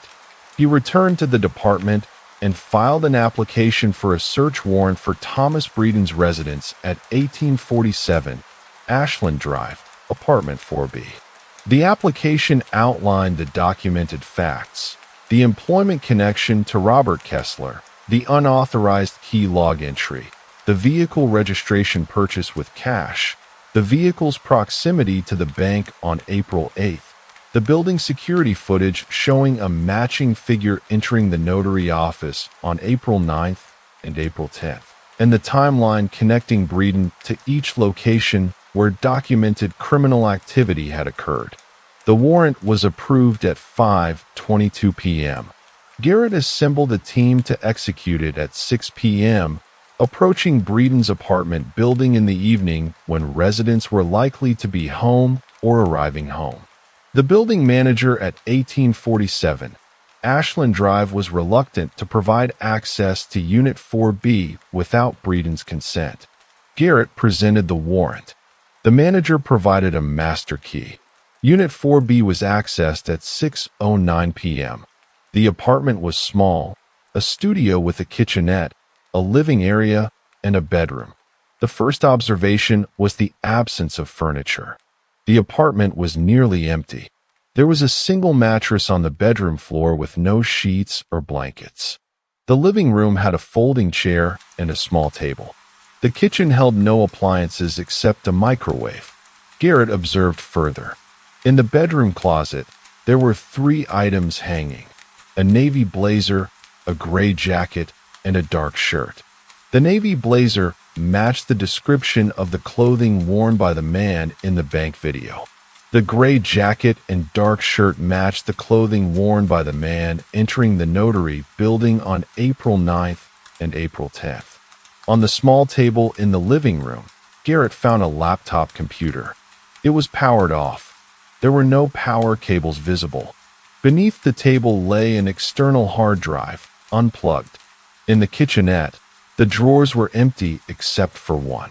The drawer contained a box of blue ballpoint pens, the same brand and color of ink used in the unauthorized key log entries. In the bathroom, Garrett observed a single bar of soap in the shower caddy, the same brand and style as the soap found in Unit 307 at Meridian Gardens. The soap wrapper bore no markings indicating individual purchase. It was consistent with hotel or bulk purchased soap. On the bedroom nightstand, Garrett found a leather-bound appointment book. Inside were handwritten notes spanning the past month. The entries were sparse, mostly location names and times. April 8th showed bank 3:20 p.m. deposit. April 7th showed 307 access 10:30 p.m. April 9th showed Oaks office 12:30 p.m. April 10th showed Oaks office 2 p.m.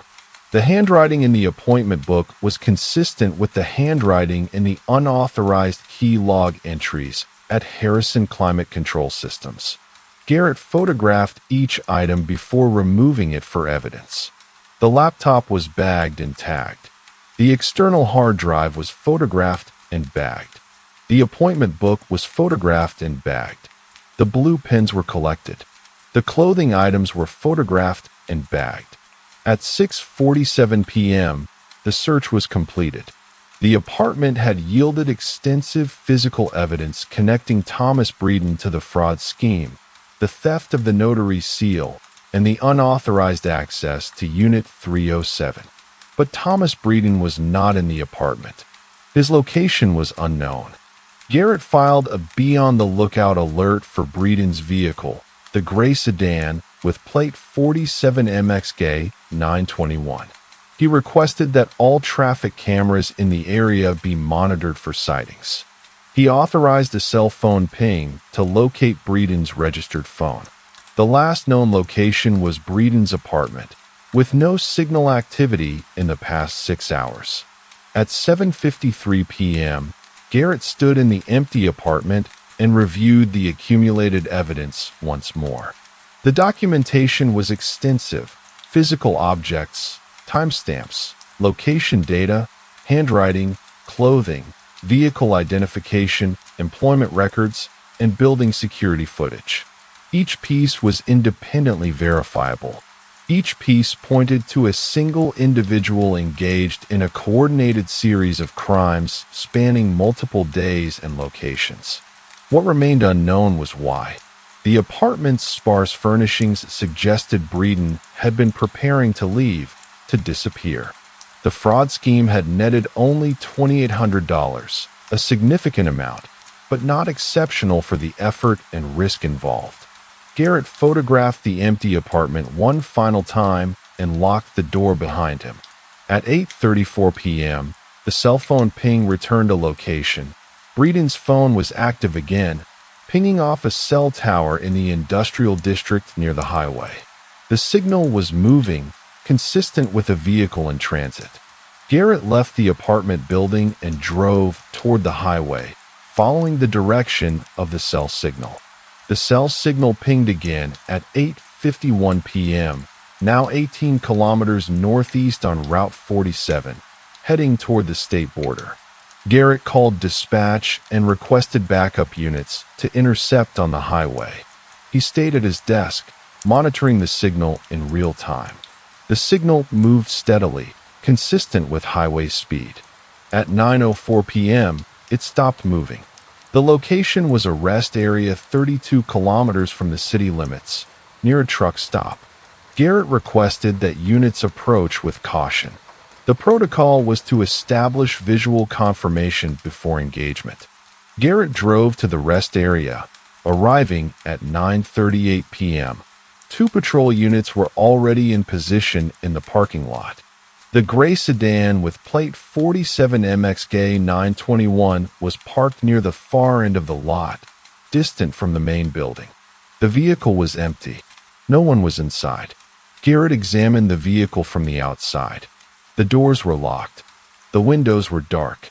He could see the interior was uncluttered, no visible objects on the seats or dash. He requested that a patrol officer check with the rest area attendant to establish if anyone had entered the building recently. The officer returned with information. A man matching Breeden's description had entered the rest area building at approximately 8:50 p.m. He had used the restroom and made a purchase at the vending machine, a bottle of water and a package of crackers. He had not lingered. The attendant believed he had left the building at approximately 8:58 p.m. The attendant had not seen him return to the parking lot. Garrett looked at the rest area grounds. The building occupied the center of a large paved lot. Beyond the parking lot, the landscape opened to undeveloped land, fields, and sparse tree coverage. The nearest town was 4 kilometers down the highway. The nearest residential area was even farther. He requested that all officers conduct a search of the rest area grounds and the surrounding property. At 10:15 p.m., one officer located footprints in the soft ground beyond the parking lot, leading toward the tree line approximately 200 meters away. Garrett followed the footprints. They were consistent with the athletic shoe size documented from the partial print in Unit 307, size 9 or 10. The tread pattern was identical. The prints moved in a direct line from the rest area building toward the trees, then disappeared into the grass and woodland. Garrett stood at the edge of the tree line at 10:33 p.m. and observed the darkness ahead. The trees were dense. No trails were visible. A systematic ground search would require daylight and additional personnel. He returned to the gray sedan and conducted a more thorough external examination. The vehicle was clean, uncluttered. No visible damage, no distinguishing marks, nothing left in plain sight. He requested that a forensic team process the vehicle for fingerprints, biological material, and trace evidence. While waiting for the forensic team, Garrett interviewed the rest area attendant, a woman named Gloria Martinez who had worked the evening shift. She provided a detailed description of the man who had entered at 8:50 p.m.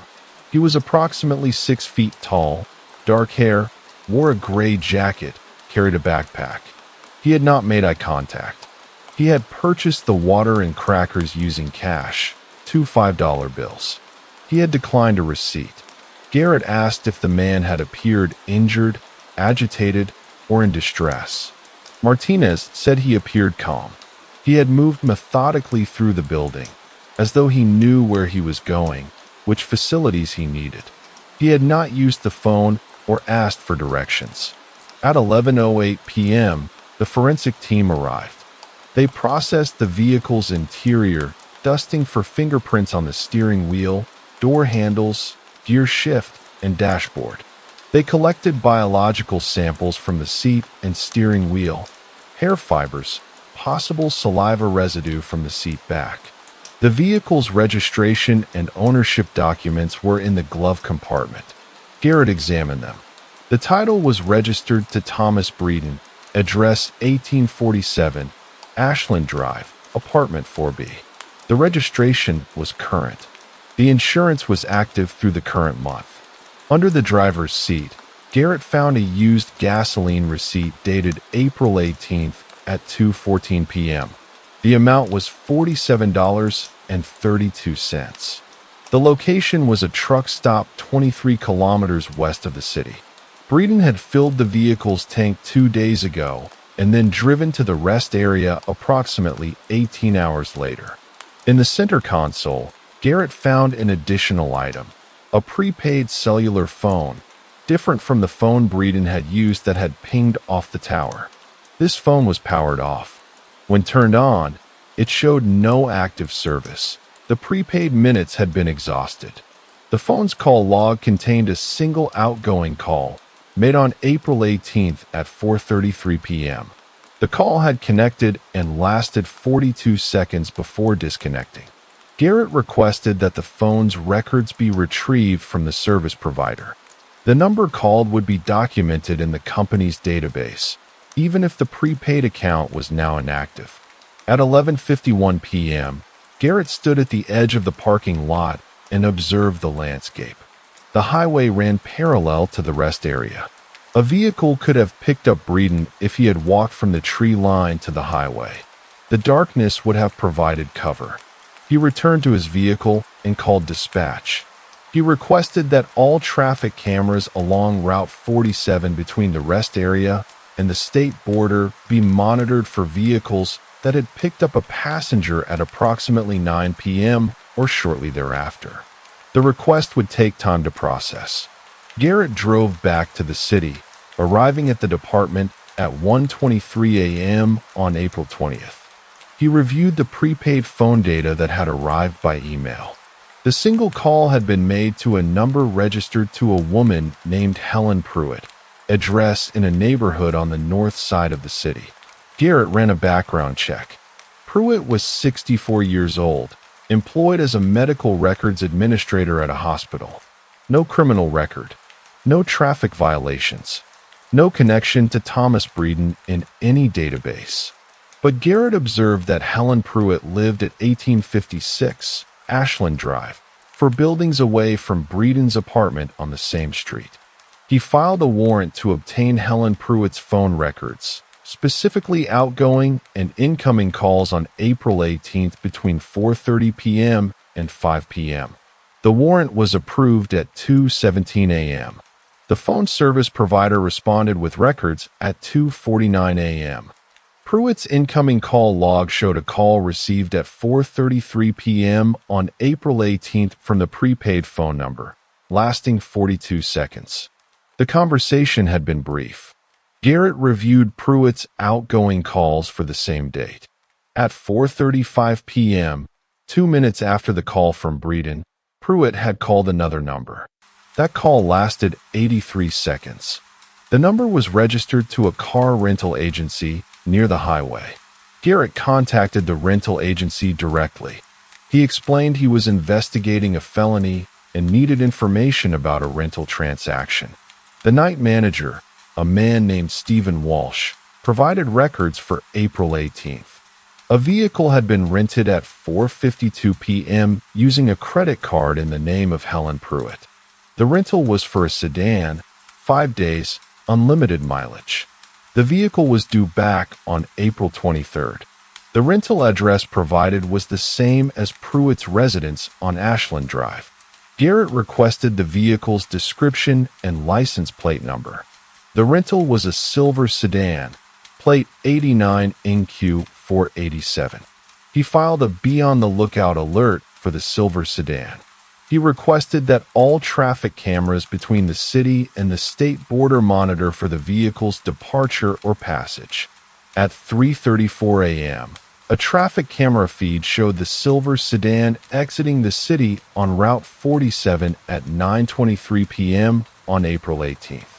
The vehicle was traveling at highway speed, consistent with interstate travel. A second camera, positioned 40 kilometers east, showed the silver sedan passing at 10:14 p.m. the same evening. The timeline was now clear. Breeden had called Pruitt at 4:33 p.m. on April 18th from the rest area parking lot. Pruitt had immediately called the car rental agency. A vehicle had been rented at 4:52 p.m. under Pruitt's name.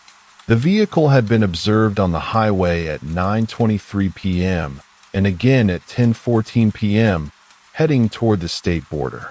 The question was how Breeden had traveled from the city to the rest area. The gray sedan that had been abandoned there did not arrive until sometime after his departure from his apartment. The cell phone signal ping indicated the phone had been active at the rest area at 8:34 p.m., but the vehicle's gas receipt suggested it had been filled on April 18th, a day earlier. Garrett reviewed the abandoned gray sedan more carefully. The forensic team had collected samples, but had not yet analyzed them. He requested prioritization of the analysis, particularly fingerprints from the steering wheel and biological samples from the driver's seat. At 4:12 p.m. on April 20th, the forensic results returned. The fingerprints from the steering wheel matched Thomas Breeden, impressions on file from his employment background check. The biological samples from the driver's seat, hair fibers, and epithelial cells also matched Breeden's DNA profile, which had been obtained from a standard employment screening. But the forensic report contained an additional notation. Fibers recovered from the vehicle's interior did not match any known sources in the database. The fibers were synthetic, consistent with industrial upholstery or blanket material. They were not the type used in automotive manufacturing. They suggested that Breeden had been in contact with external materials before operating the vehicle. Garrett examined the forensic photographs of the gray sedan's interior. He focused on the driver's seat. There was a faint discoloration on the fabric, barely visible in the standard photographs, but evident in the enhanced UV imagery. The discoloration was consistent with salt residue, the kind left by human sweat or moisture. At 4:56 p.m., Garrett received updated information from the Traffic Analysis Division. The video enhancement of the parking lot at the rest area showed that the gray sedan had not arrived until 9:17 p.m. on April 19th, more than 12 hours after the gas fill up on April 18th. The vehicle had been stationary in the lot for the entire evening and night, accumulating date stamps with no movement. This meant that either the gray sedan had been parked at an intermediate location for an extended period or the odometer had been deliberately manipulated, or the timing sequence Garrett had constructed was incomplete. He returned to the apartment's search documentation. The external hard drive found in Breeden's residence had been collected as evidence, but not yet examined. Garrett requested that the department's digital forensics team analyze it immediately. At 6:33 p.m., the digital forensics report arrived. The external hard drive contained extensive documentation, scanned copies of leases, notary stamp images, property records, tenant databases, and banking information. The files included multiple versions of the forged lease for Unit 307, each iteration showing refinements in the document's presentation. The final version matched the lease that had been provided to Janet Kingsley.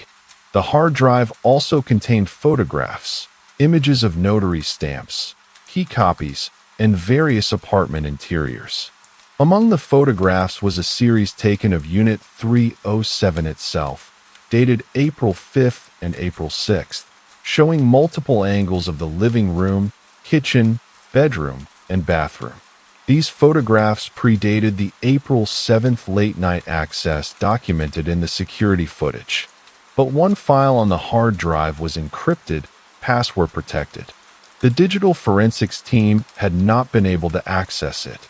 The file was labeled Contacts and contained 847 megabytes of data, substantially more than any other single file on the drive. At 7:14 p.m., Garrett received information from the State Border Crossing Authority. The silver sedan registered to Helen Pruitt and rented on April 18th had crossed the state border at 11:47 p.m. that same evening.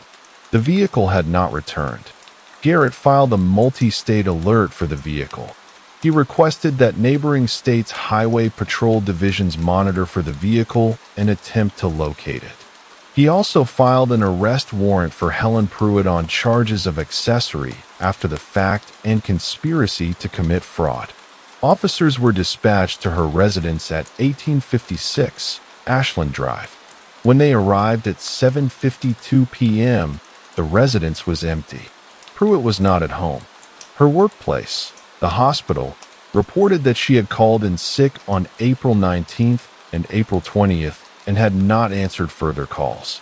The hospital had not heard from her since. Garrett conducted a search of Pruitt's residence using the same warrant that was being executed. The apartment was neat, organized, sparse in personal decoration. There were no photographs of family or friends.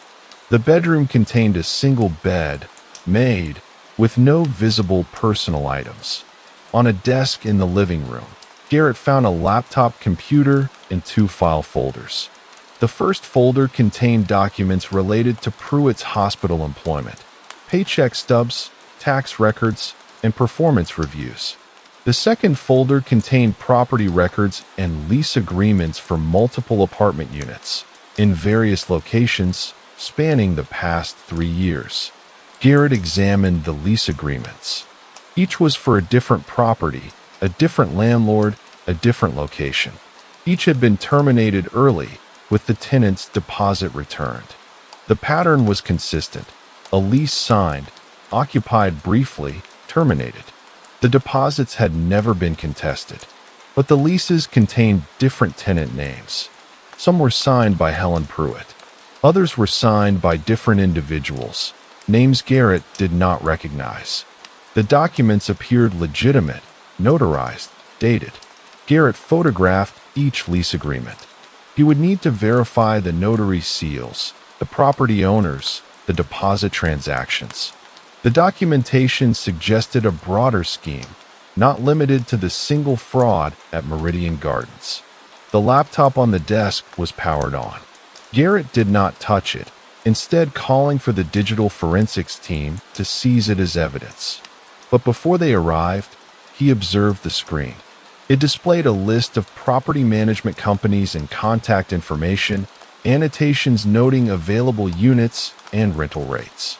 At 8:41 p.m., Garrett stood in Helen Pruitt's apartment and reviewed the accumulating evidence. The connection between Breeden and Pruitt was now evident. Pruitt was not merely a facilitator. She was an active participant in a coordinated scheme. The lease agreements suggested a pattern of fraud spanning multiple properties, multiple jurisdictions, and an extended period. The encrypted file on Breeden's hard drive, labeled Contacts, likely contained the names and information of other individuals involved in the scheme. The 847 megabytes of data suggested an extensive network, but neither Breeden nor Pruitt was in custody. The silver sedan had crossed the state border. The trail led beyond the city's jurisdiction into territories where the investigation would require coordination with other law enforcement agencies. At 9:15 p.m., Garrett filed a request for federal involvement, outlining the interstate nature of the fraud scheme and the flight of suspects across state lines. The request indicated potential violations of mail fraud statutes and interstate commerce regulations. He prepared a comprehensive report documenting all physical evidence, timeline data, and investigative findings. The report was 32 pages.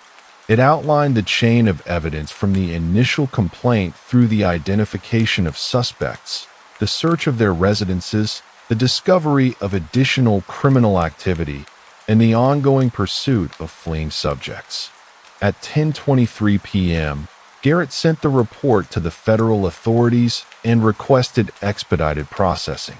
He then sat at his desk in the silent department and reviewed the case file one final time. The documentation was extensive and methodical, each fact independently verifiable, each connection grounded in physical evidence or documented record. But the fundamental questions remained unanswered. How extensive was the scheme? How many properties had been targeted? How many people were involved? The empty apartment on Ashland Drive held no answers. The encrypted file on the hard drive remained locked, its contents unknown. The silver sedan moved through darkness on an interstate highway, its destination uncertain. At 10:51 p.m., Garrett received a message from the state police in the neighboring state. The silver sedan had been located at a motel near the border, abandoned in the parking lot with the keys left in the ignition.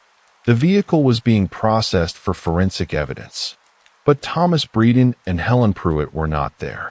They had disappeared into the night, leaving behind only the accumulation of objects and documents that documented their crimes.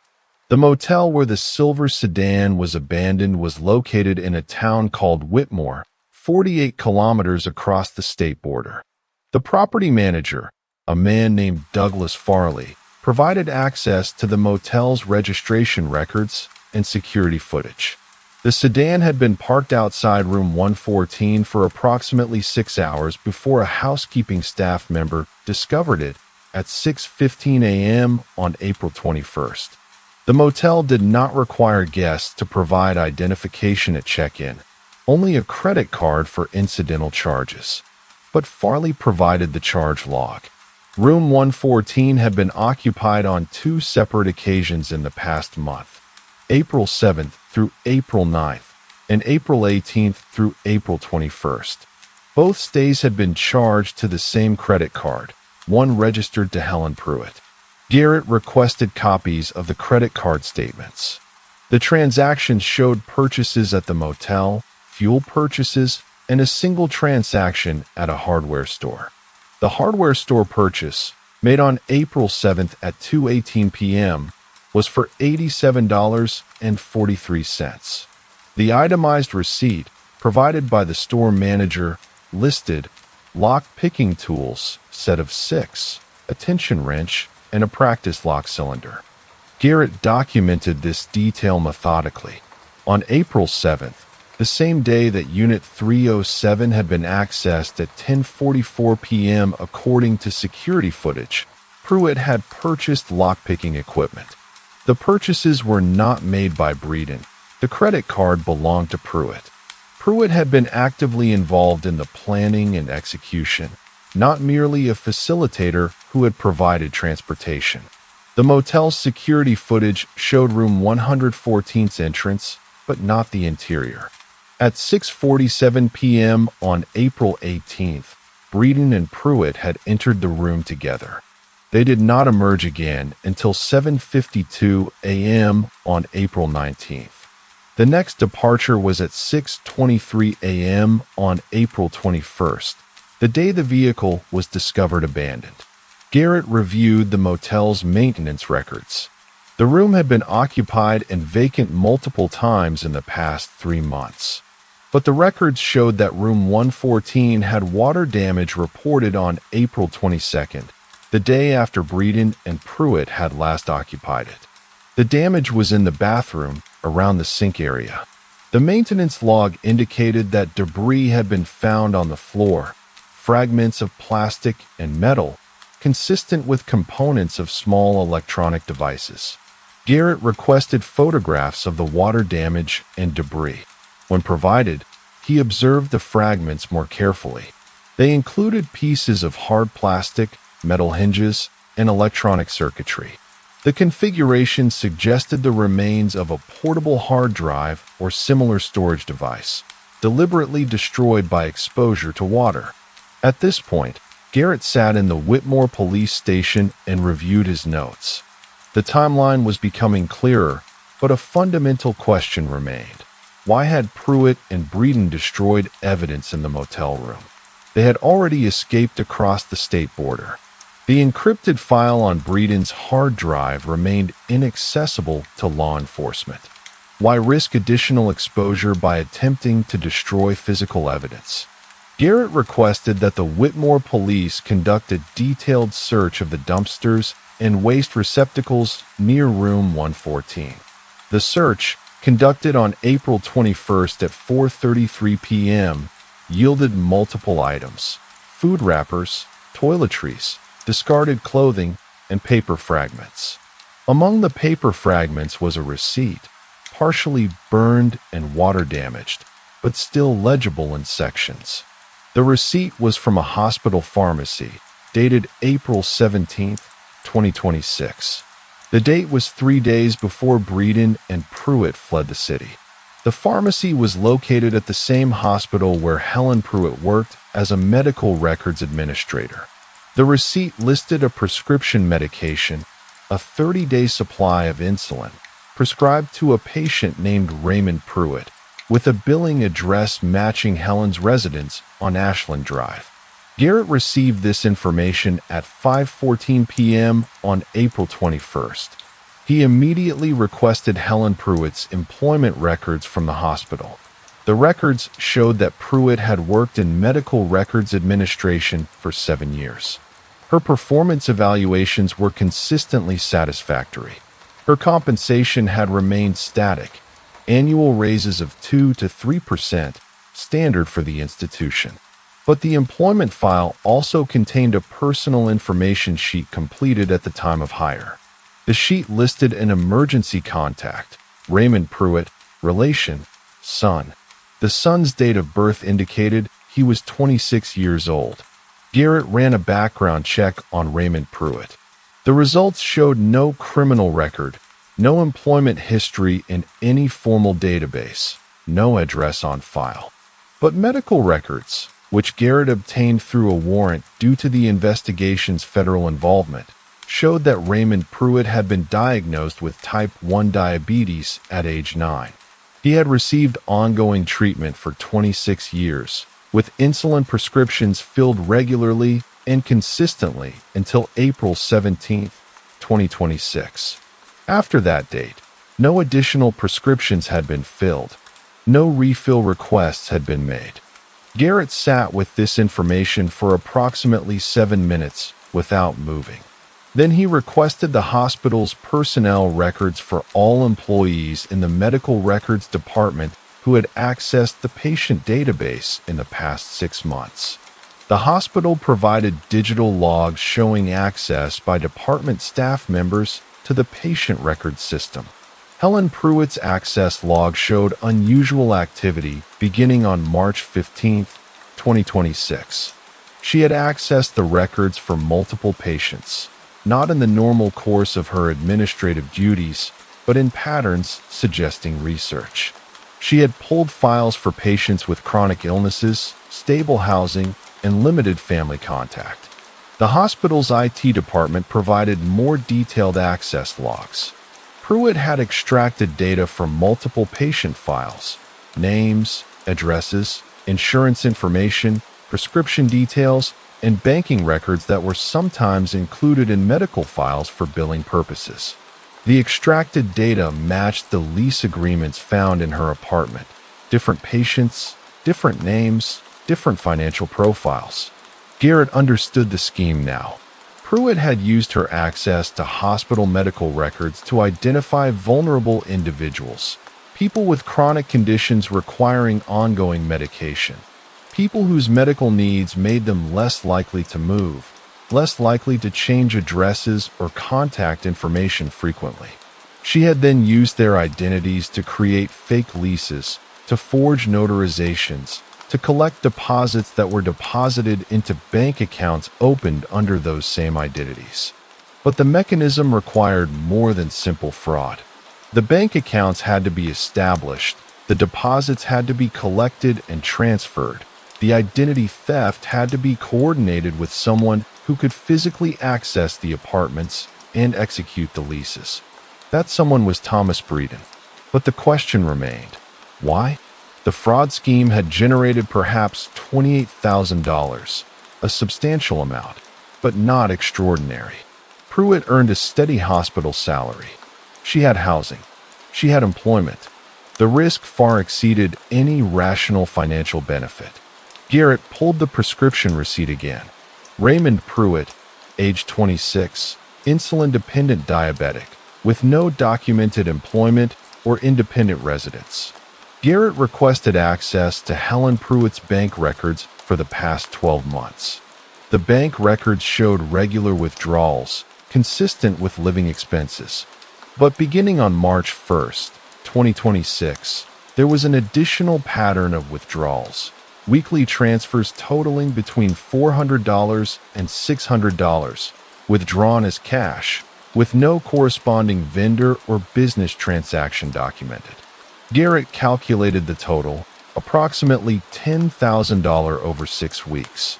That amount would cover rent for a modest apartment, utilities, food, and ongoing medication for an adult with no other income source. The connection crystallized. Helen Pruitt had been supporting her adult son, Raymond, financially. When his insulin prescriptions stopped being filled on April 17th, it suggested that his supply had been exhausted and his mother could no longer afford to refill them. The fraud scheme was generating the cash necessary to keep her son alive. Garrett reviewed the initial case file.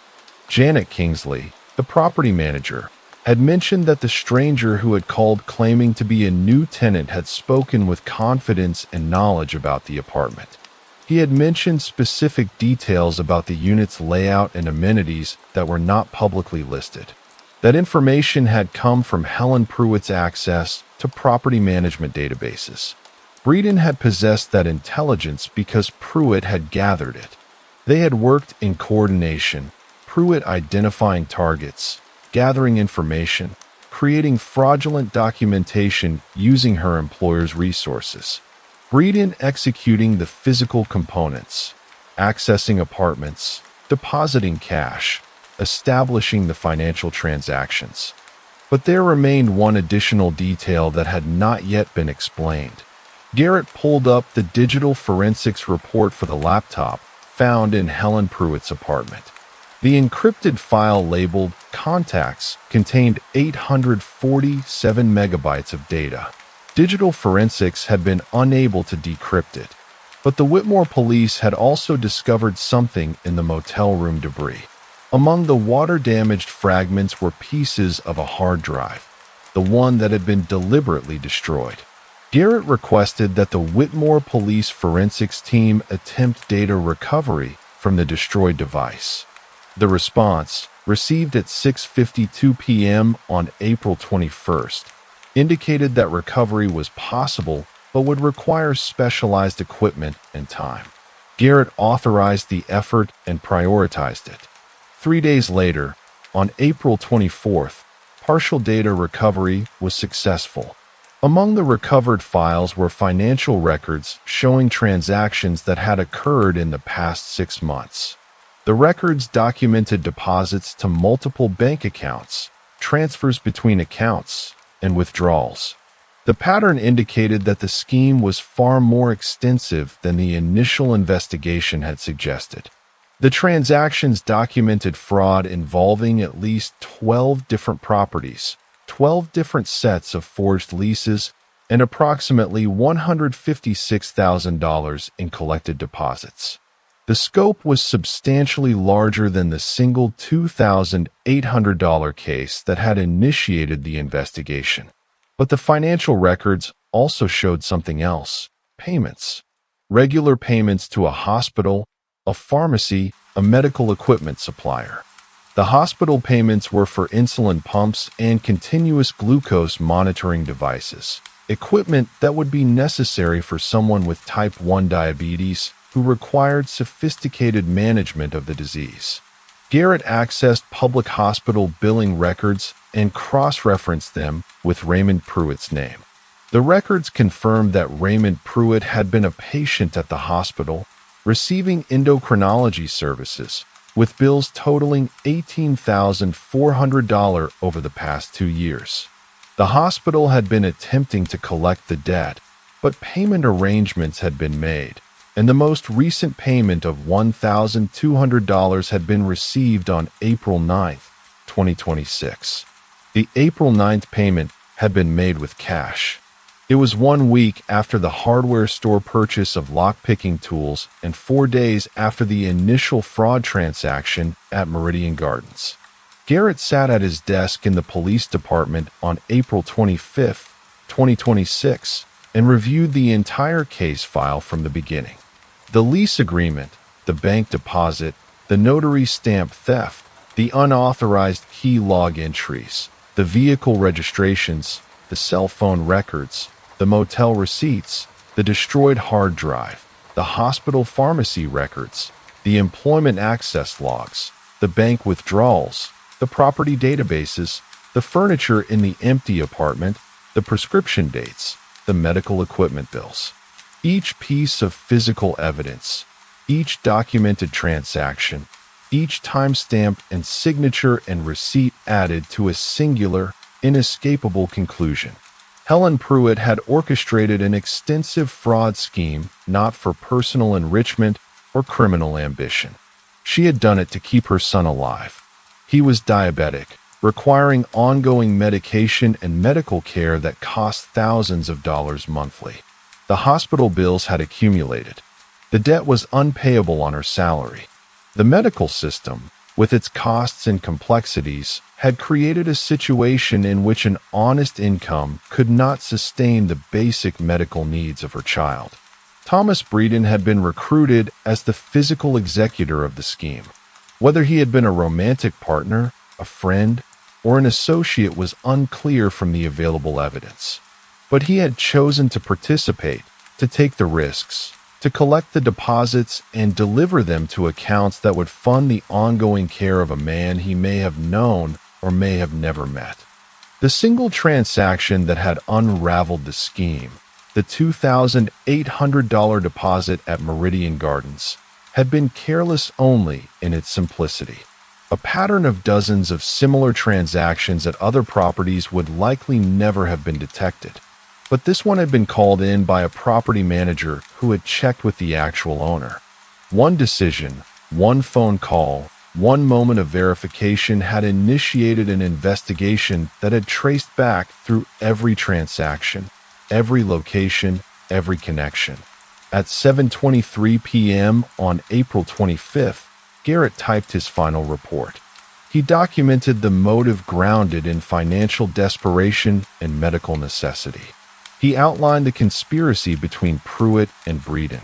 He detailed the systematic fraud spanning multiple properties and generating approximately $156,000 in stolen deposits. He noted the flight from the state and the destruction of evidence. He also noted that as of April 25th, neither Helen Pruitt nor Thomas Breeden had been apprehended. The silver sedan had been found abandoned. No further sightings of either individual had been confirmed. The case remained open, with warrants issued and multi-state alerts active. But the mechanism was understood. The motive was documented. The evidence was assembled. What had begun as a single fraudulent lease at Meridian Gardens had revealed a network of desperation and systemic inadequacy. A mother attempting to keep her son alive through the only means available to her when the legitimate systems had failed. Garrett filed the report at 8:15 p.m. He then called the federal coordinator assigned to the case and provided a verbal summary of the findings. The coordinator listened without interruption. When Garrett finished, there was silence on the line for approximately 3 seconds. Then the coordinator said, "The motive doesn't change the crime." Garrett did not respond immediately. He understood the statement was factually correct. Understanding why something happened did not negate what had happened. "No," Garrett said finally. "It doesn't." He disconnected the call and sat in the quiet department, surrounded by the accumulated evidence of a scheme born from medical debt and sustained by the choice of one person to break the law to save another's life. The case was not resolved in the way that satisfied conclusions typically resolve. The perpetrators remained at large. The stolen money remained unrecovered. The system that had made the crime necessary remained unchanged. But the truth was documented, filed, and entered into the permanent record.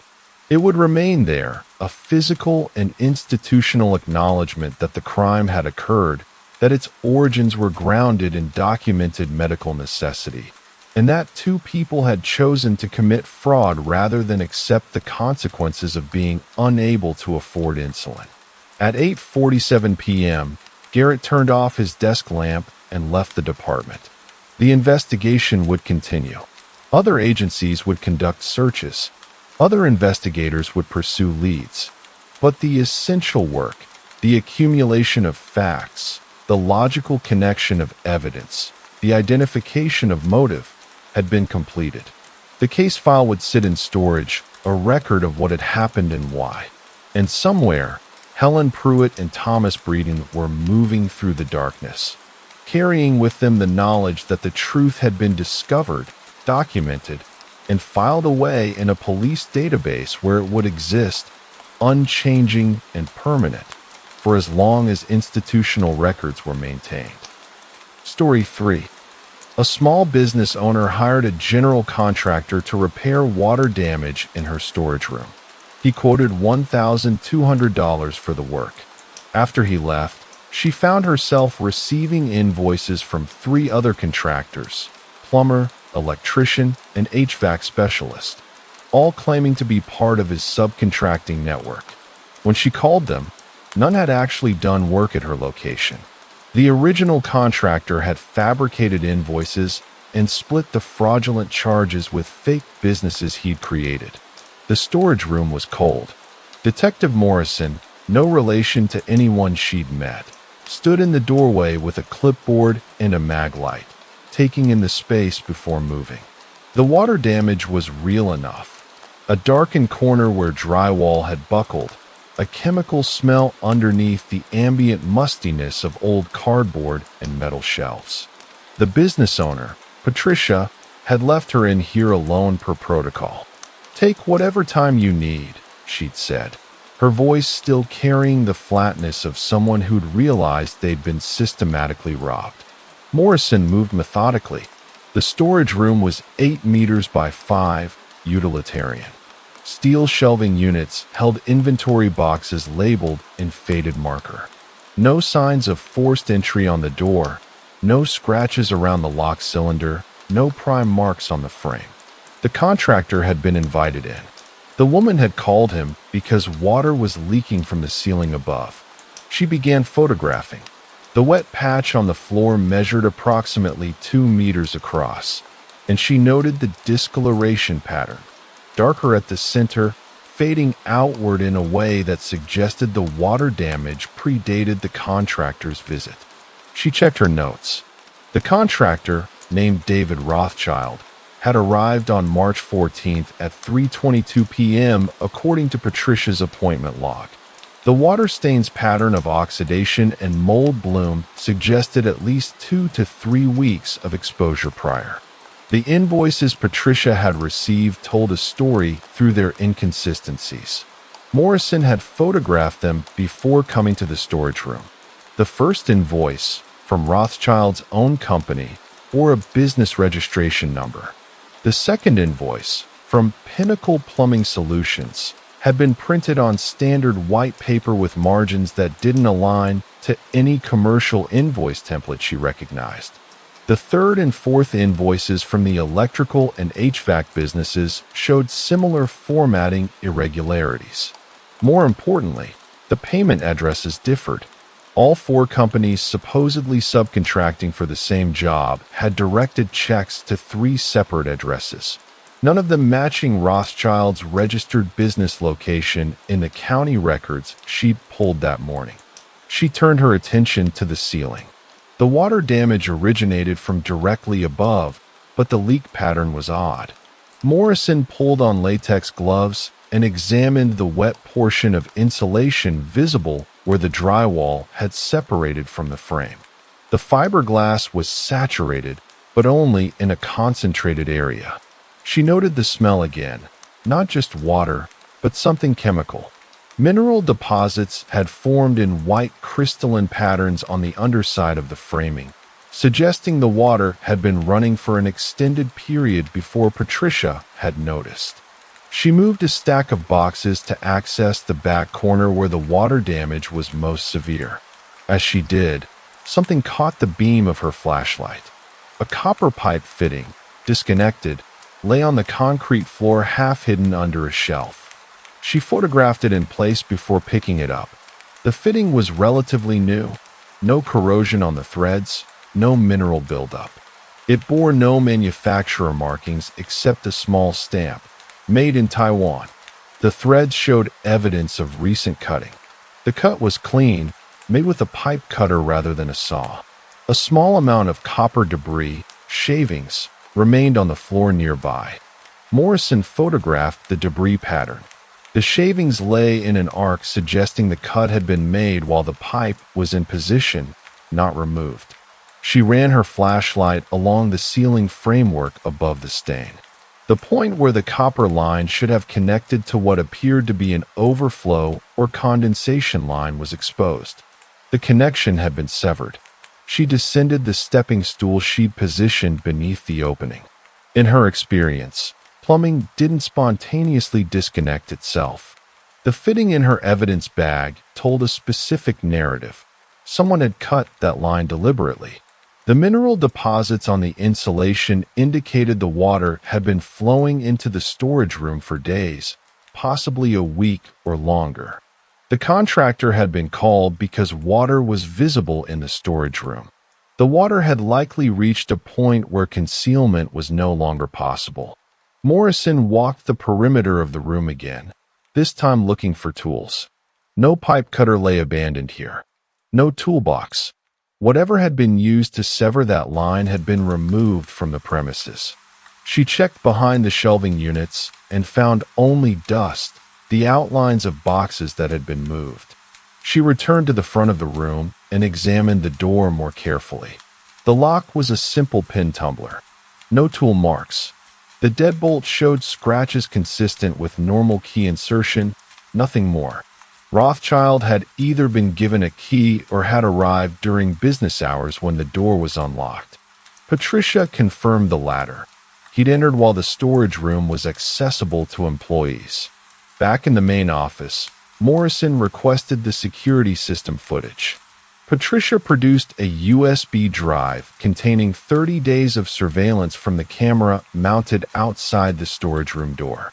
Morrison inserted it into her laptop and began reviewing the timestamp sequence. She saw Patricia entering on various dates. She saw 2 other employees, both logged in the business records. Then, On March 6th at 2:18 p.m., she saw someone else. The footage was grainy but usable. A man, medium build, light-colored work shirt, entered the storage room alone. He was carrying a tool bag. The timestamp ran for 12 minutes before he emerged. His face was partially obscured by the angle and the camera's resolution, but his gait and build were distinct. Morrison noted the exact timestamp and frame number. She ran the same timestamp through the door lock's electronic lock. Patricia had equipped the lock with a basic access tracker after the initial fraud discovery. The data was limited. It only recorded entries for the past 2 weeks, but Morrison checked the manual sign-in sheet Patricia maintained for employee access. No entry on March 6th. No visitor logged. The storage room had been accessed at 2:18 p.m. by someone not recorded anywhere in the business's official documentation. Morrison returned to her notes on Rothschild.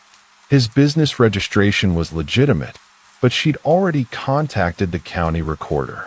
A business license under his name had been issued 3 years prior. She'd also pulled his bank records through legal process. Deposits corresponding to 4 separate invoices, 1 from his own company, 3 from the phantom contractors, had all been paid by Patricia within 8 days of the invoices' dates. The funds from the 3 fraudulent invoices had been transferred immediately to accounts registered to different individuals. The transfer pattern repeated: deposit, immediate wire transfer to an external account. She documented the copper fitting in her evidence log with a case number, photographed its dimensions, and noted the manufacturer's mark.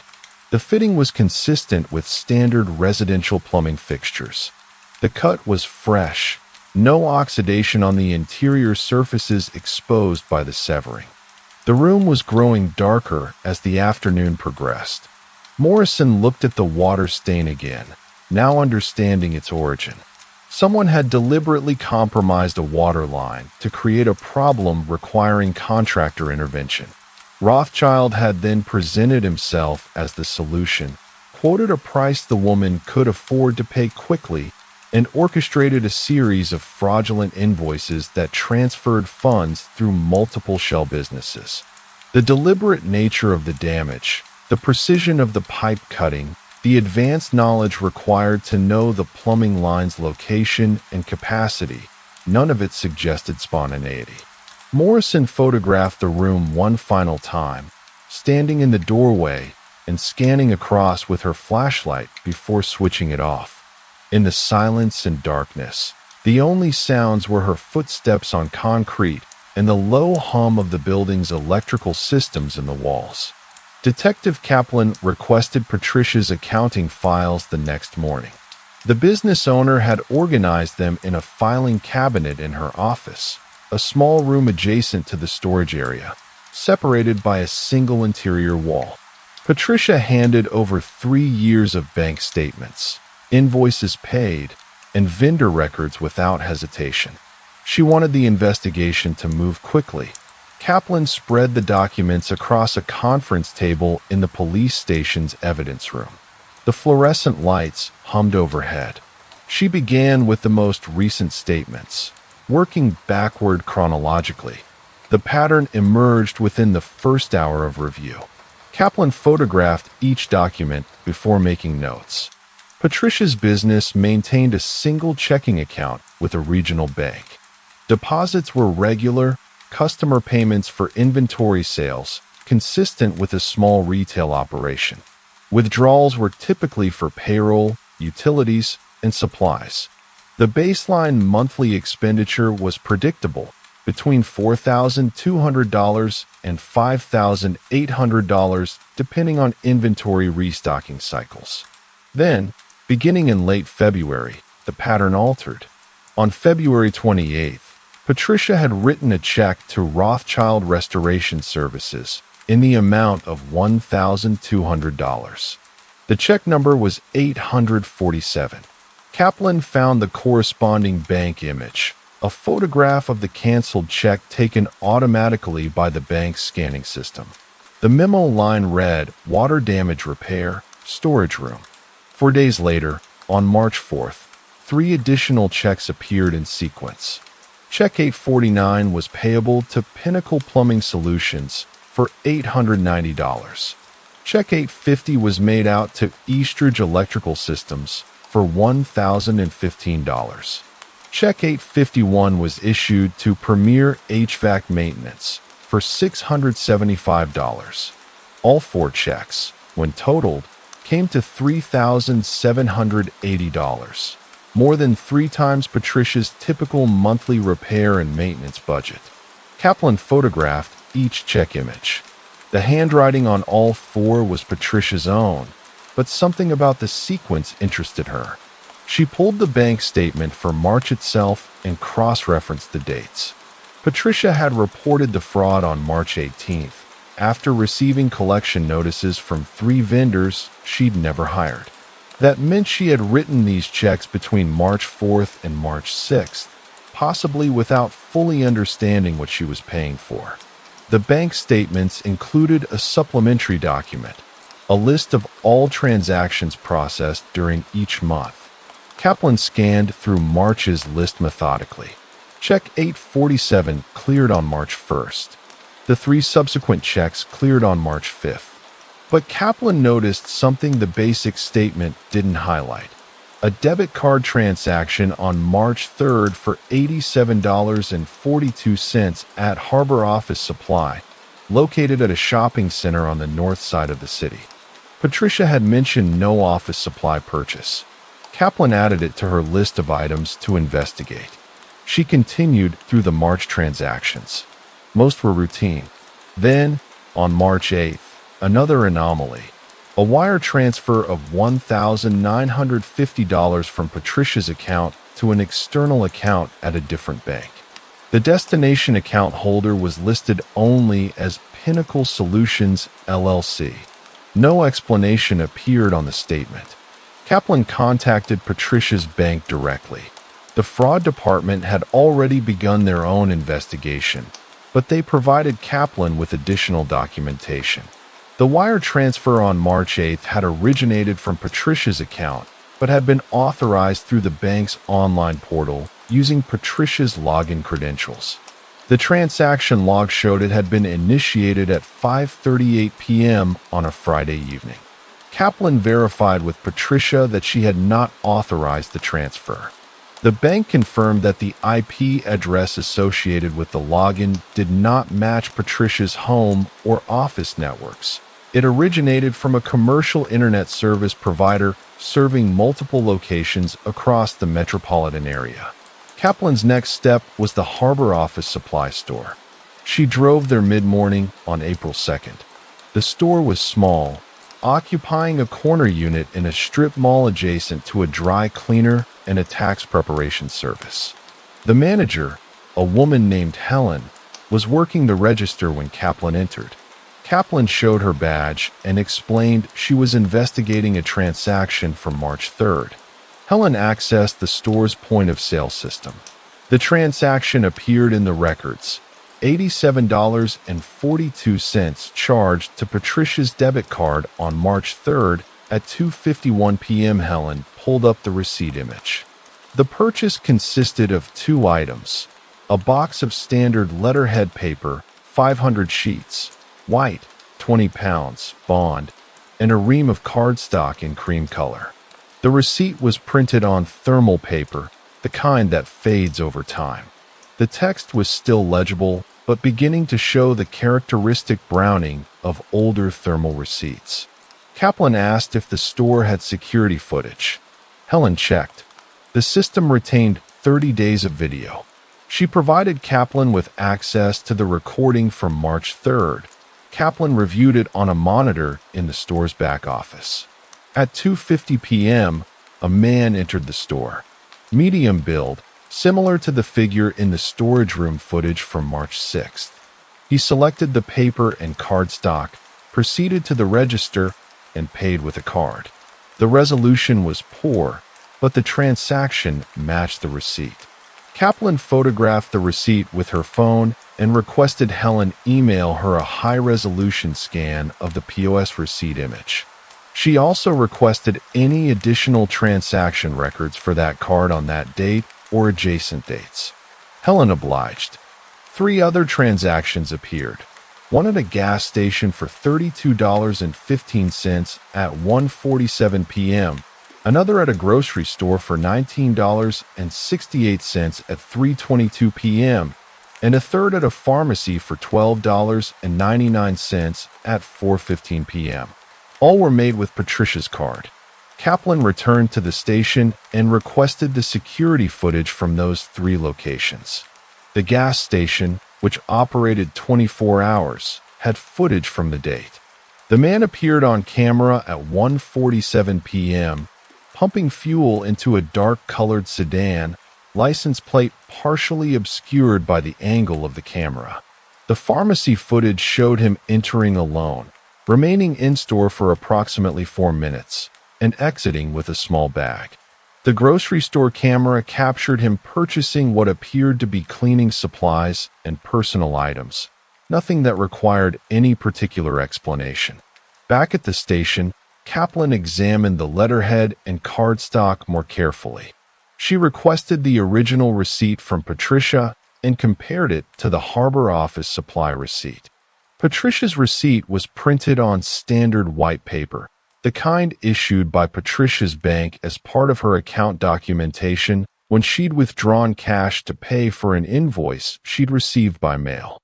The format and layout were consistent with mail received from legitimate business vendors. Kaplan pulled the actual invoices Patricia had received from the 3 phantom contractors. She arranged them on her desk: Pinnacle Plumbing, Eastridge Electrical, Premier HVAC. All 3 were printed on cream-colored cardstock. The text quality was professional. The formatting matched legitimate invoice templates. But when Kaplan held the invoices up to her desk lamp, she observed the paper's texture. The cream cardstock matched the composition of what had been purchased at Harbor Office Supply on March 3rd. She contacted the Reams manufacturer through the office supply store. The specific product code indicated the cream cardstock was produced in a batch sold primarily to regional office supply retailers between January and March of the current year. It was a common product, but the specificity was notable. Someone had selected this exact color and paper type deliberately, not arbitrarily. Kaplan then examined the invoice font. She avoided detailed font analysis that had been debunked in numerous cases, but she noted what was observable to the naked eye. The invoices had been printed on a standard inkjet printer. The ink was consistent across all 3 documents. More significantly, the margins and layout suggested they'd been created from the same template, adjusted only for the respective business names and line items. She pulled the business registration records for all 3 phantom companies. All 3 had been registered with the state within a 2-week window in early March, March 1st through March 14th. All 3 had been registered at different addresses, but when Kaplan cross-referenced those addresses through property records, she found they corresponded to commercial mailbox services and virtual office providers scattered across the city. None of them represented actual business locations. The bank accounts associated with the 3 companies told a clearer story. Kaplan had obtained subpoenas for account records from the wire transfer destination. The account registered to Pinnacle Solutions LLC had received Patricia's wire transfer of $1,950 on March 8th at 5:39 p.m. 14 minutes later. On March 8th at 5:53 p.m., the account had transferred $1,800 to a second account at a different bank, account holder listed as Prime Restoration Holdings. That account maintained a 0 balance after the transfer. The remaining $150 had been withdrawn in cash from an ATM located in a commercial district 5 kilometers from Patricia's business. Kaplan mapped the ATM location the gas station where the card had been used on March 3rd, and the harbor office supply store. They formed a rough triangle across the city, none of them particularly close to Patricia's business location or Rothschild's registered address. The pattern suggested deliberate separation. The perpetrator had conducted the preliminary activities away from the primary location, reducing the likelihood of coincidental encounters with anyone who might recognize them. She returned to the March 8th wire transfer. Patricia's bank had provided the authorization log from their online portal. The transfer had been initiated at 5:38 p.m., approved immediately, and processed at 5:39 p.m.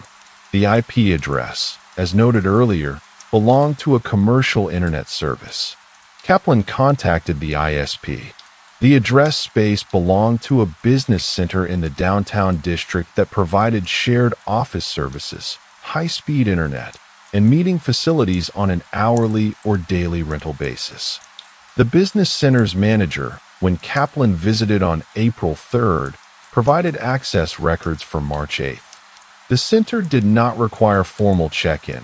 Clients simply entered their account number at the door's keypad lock, and the system automatically logged their entry time and exit time. The records showed multiple entries throughout the day, but none that correlated precisely with the 5:38 p.m. wire transfer time. The system log indicated that an account registered to Corporate Consultants Group had accessed a private office space at 5:15 p.m. and exited at 6:47 p.m. on March 8th. Kaplan requested the account's payment records. The account had been opened on March 6th using a prepaid credit card with no associated name or address information. 3 days of office rental had been paid for, March 6th through March 8th. No additional days had been reserved. The account had not been used after March 8th. The office space itself was now unoccupied. Kaplan inspected it. The room was small, approximately 3 meters by 4 meters, containing a desk, a chair, and a cabinet. The desk was bare except for a thin layer of dust. The trash bin had been emptied. A closer examination of the desk surface revealed slight indentations consistent with a keyboard and mouse having been positioned there, and a faint circular mark where a computer monitor's stand had rested. Kaplan photographed the indentations. She checked the cabinet. Empty. She examined the walls and flooring for any discarded paper, receipts, or items left behind. Nothing. The carpet showed no visible stains or unusual marks. The room had been systematically cleared. She requested the business center's security footage for March 6th through March 8th. The footage existed but was limited. Only the common areas and entryways were recorded, not the individual office spaces. The recording from March 6th at 2:34 p.m. showed a man entering the building, proceeding directly to the office space rental desk, and completing what appeared to be a brief transaction. He carried a small duffel bag. The footage quality was poor, but the gait and build were consistent with the man from the storage room footage and the harbor office supply recording. Kaplan returned to the police station and compiled her findings into a supplementary report. The physical evidence, the cream card stock, the office supply receipt, the business center's access logs, the IP address geolocation, the wire transfer timing, the ATM withdrawal location, all indicated a deliberate, methodical approach to perpetrating the fraud. The perpetrator had established shell companies, created professional appearing invoices, gained access to Patricia's account credentials, and orchestrated the financial transfers from a rented office space specifically used for that purpose and abandoned immediately after.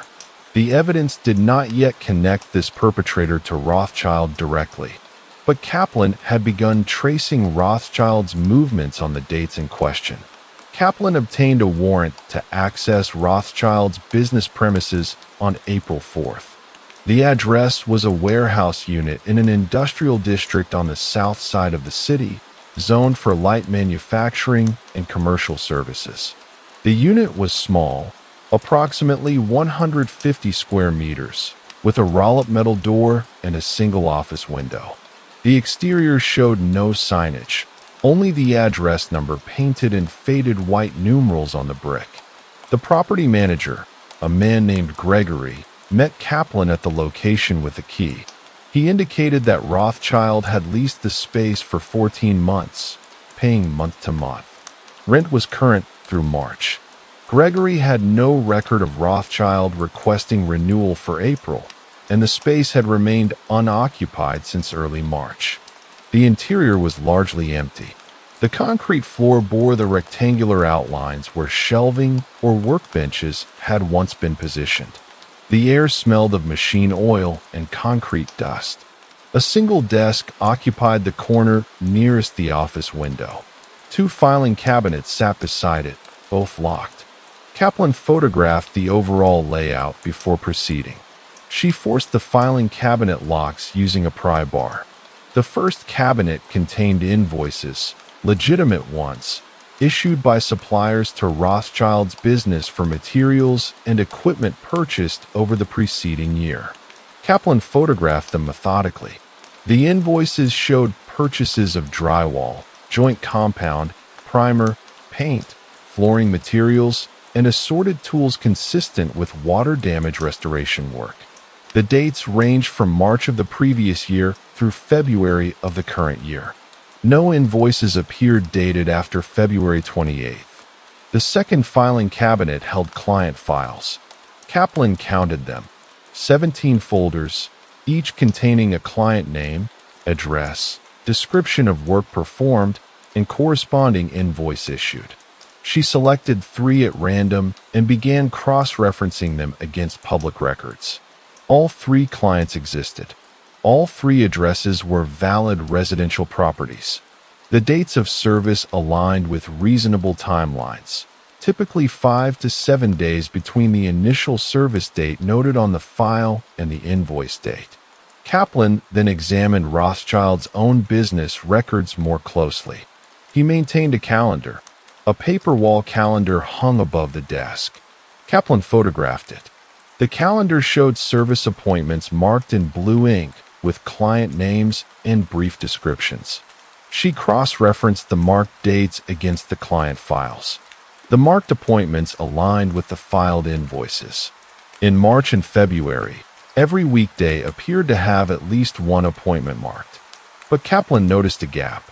Beginning March 6th, no new appointments were marked.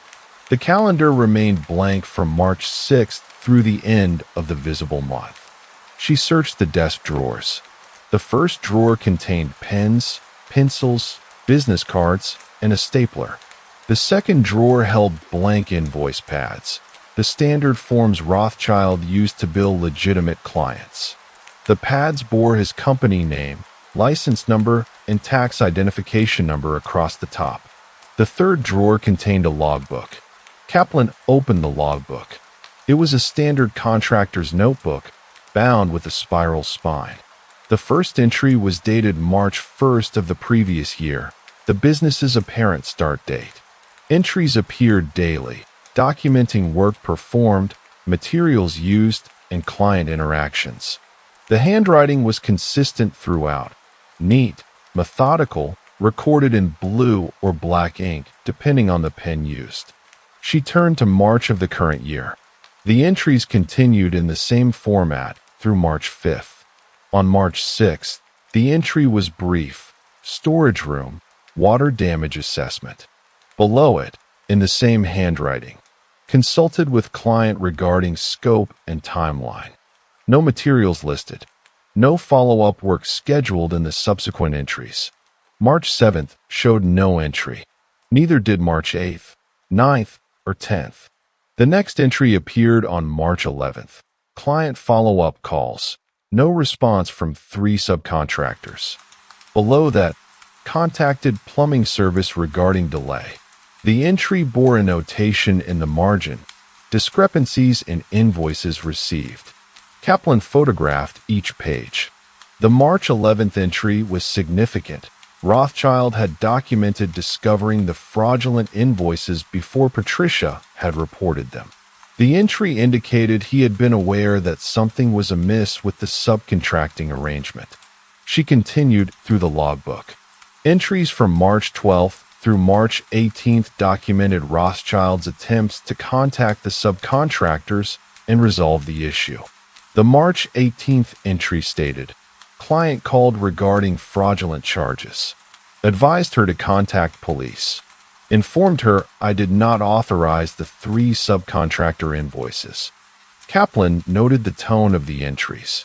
They read as a legitimate contractor's documentation of discovering fraudulent activity perpetrated by someone else. But the gap in the logbook, the blank entries from March 6th through 10th, suggested a temporal break in Rothschild's normal routine. The appointment calendar corroborated this. No legitimate client work had been scheduled during that period.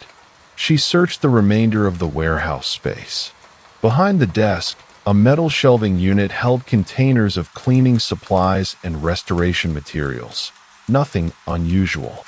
The concrete floor near the shelving bore faint stains consistent with spilled materials over time. Nothing recent.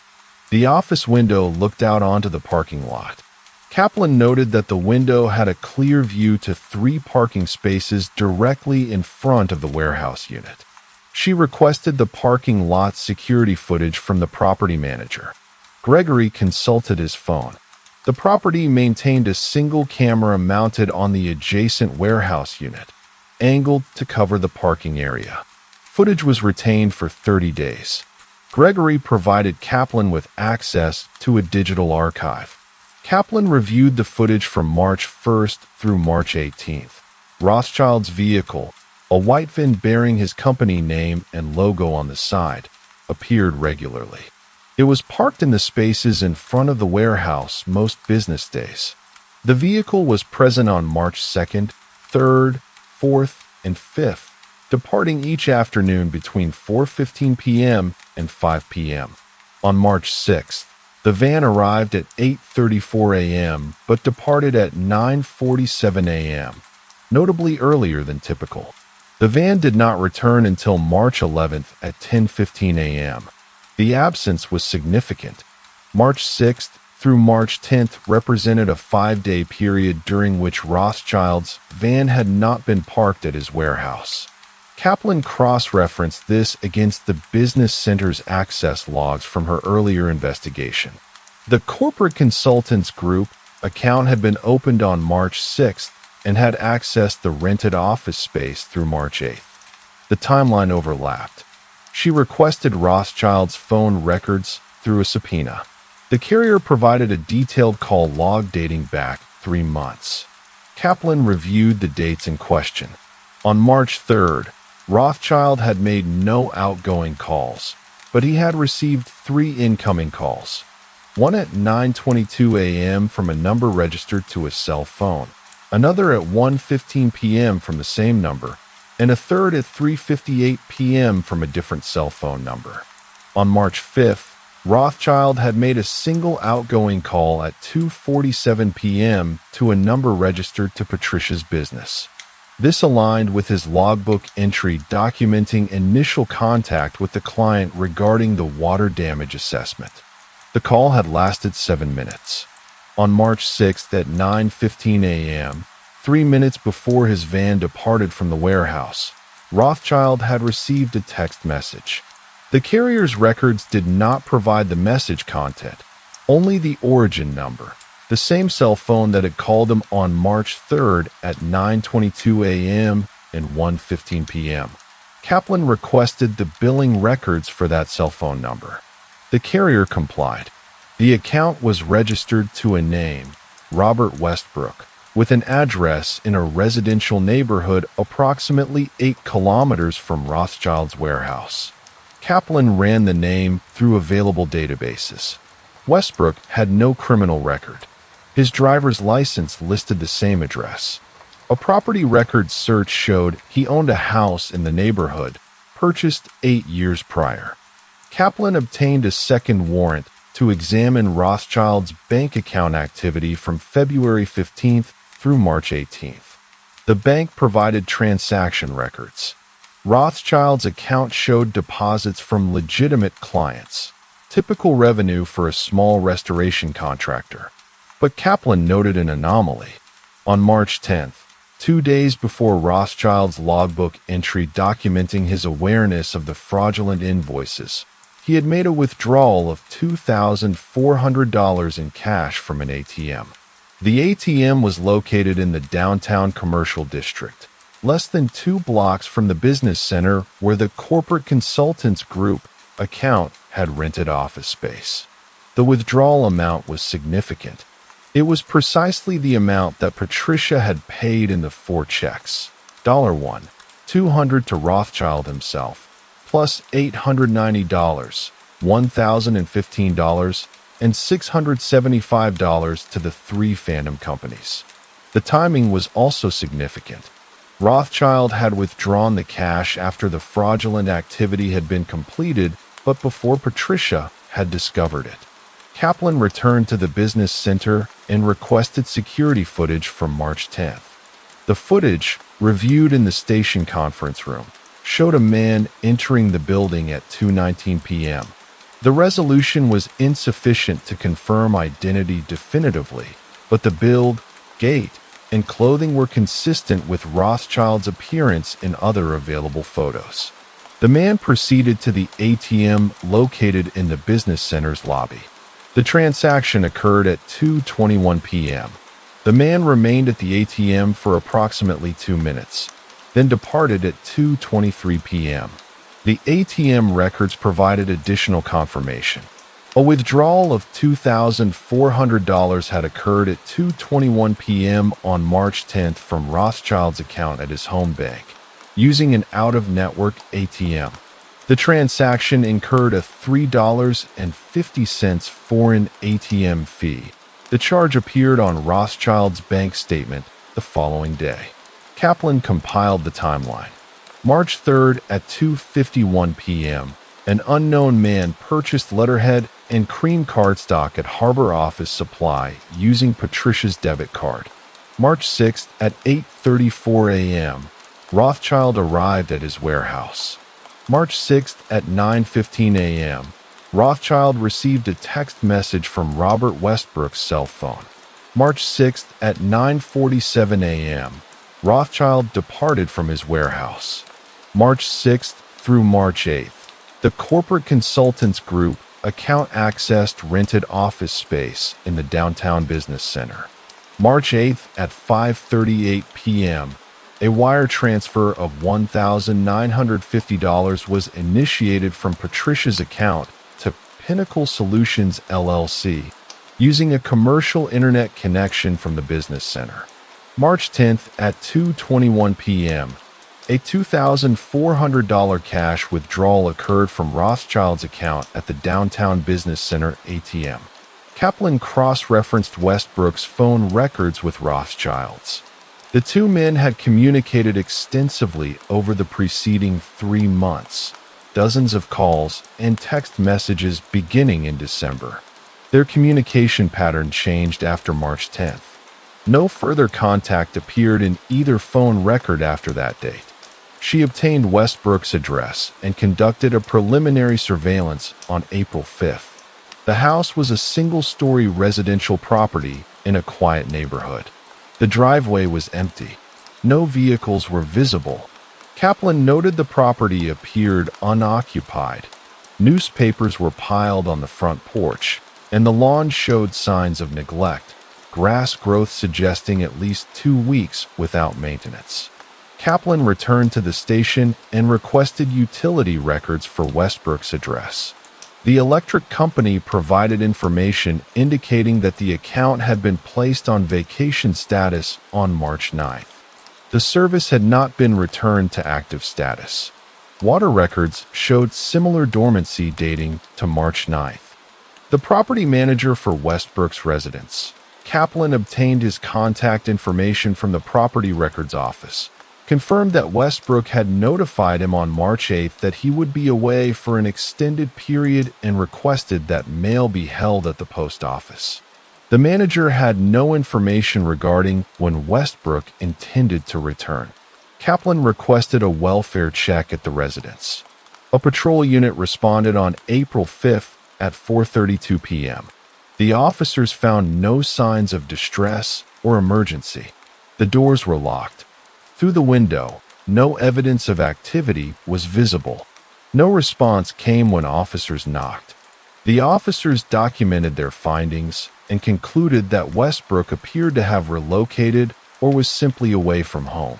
Kaplan submitted requests for additional phone records for Westbrook, covering the period after March 10th. The carrier provided records showing that Westbrook had made a single call on March 11th at 8:52 a.m. to an out-of-state number registered to his cell phone account. The call had lasted 43 seconds. No further calls or text messages from Westbrook's account appeared after that date. Kaplan ran a financial check on Westbrook. His credit report indicated no unusual activity. His known bank account, accessed through subpoena, showed a withdrawal of $8,500 in cash on March 9th, the day before Rothschild's withdrawal. That transaction had occurred at a bank branch downtown during business hours. The withdrawal had depleted the account to approximately $200. No subsequent deposits or transactions appeared on Westbrook's account after that date. The out-of-state phone number that Westbrook had called on March 11th was registered to a prepaid cell phone with no associated account holder information. Kaplan requested the carrier attempt to identify the account's origin and any usage pattern, but the carrier indicated that without a subpoena to the phone's registered address, which was listed as a mail forwarding service, further investigation would be limited. Kaplan documented her findings and submitted them to the district attorney's office for review. The evidence suggested two individuals working in concert, Rothschild and Westbrook, had orchestrated the fraud against Patricia. Rothschild had provided the initial contact and legitimacy. Westbrook had handled the operational logistics, obtaining Patricia's debit card information, purchasing the materials for creating fraudulent invoices, renting the office space, and transferring the funds. But the connection between the two men remained incomplete. How had Westbrook obtained Patricia's debit card information? The card had never been stolen or reported missing. Patricia had provided it willingly at the storage room, and the man in the footage had used it without incident on March 3rd. No signs of unauthorized possession appeared anywhere in the available evidence. Kaplan's investigation had established means, motive, and partial opportunity. What remained unanswered was the mechanism by which Westbrook had accessed the card, and whether Rothschild's role extended beyond providing the initial point of contact. On April 6th, Kaplan returned to Patricia's office to conduct a second detailed interview. Patricia's office was smaller than Kaplan remembered. The desk held a computer monitor, a keyboard, a telephone, and a desk calendar identical to the one Rothschild maintained. Kaplan positioned herself across from Patricia and laid out 3 photographs on the desk surface. The image from the Harbor office supply security footage, the frame from the business center's entryway camera, and a still from the gas station recording. "I need you to examine these images carefully," Kaplan said. "Do you recognize the man in any of them?" Patricia leaned forward. She examined the first image for approximately 10 seconds. She shook her head. She moved to the second image and studied it similarly. Again, she indicated no recognition. At the third image, her expression changed slightly. She continued looking at it longer than she had the previous 2. "That could be someone," Patricia said finally, "but I can't say for certain. The quality isn't clear enough." "Where do you recognize him from?" Kaplan asked. "I'm not certain I do," Patricia replied, "but the build reminds me of someone who was here. Not Rothschild, someone else." Kaplan recorded the response in her notebook. When was this person here? Patricia considered the question. Possibly the week before Rothschild came, or around that time. I see a lot of vendors and delivery people. I don't always pay close attention. Kaplan shifted her approach. She had brought Patricia's debit card with her, sealed in an evidence bag. I need to reconstruct the sequence of events around your debit card on March 3rd. Walk me through what you did with the card that day. Patricia retrieved her business calendar from a drawer. She consulted it. March 3rd was a Tuesday. I remember because I had an inventory delivery scheduled. Let me think. I would have been here all day. I don't typically leave during business hours unless it's an appointment. Do you have a record of the inventory delivery? Kaplan asked. Patricia pulled up her email on the computer. She scrolled through several weeks of correspondence before locating a message from the distributor dated March 2nd, confirming the delivery for 10:30 a.m. on March 3rd. She showed Kaplan the email. The vendor's name was listed as Richardson Wholesale Supplies. Did the delivery arrive as scheduled? Kaplan inquired. Yes, Patricia confirmed. The driver came around 10:45. He was here for about 30 minutes. Kaplan made a note.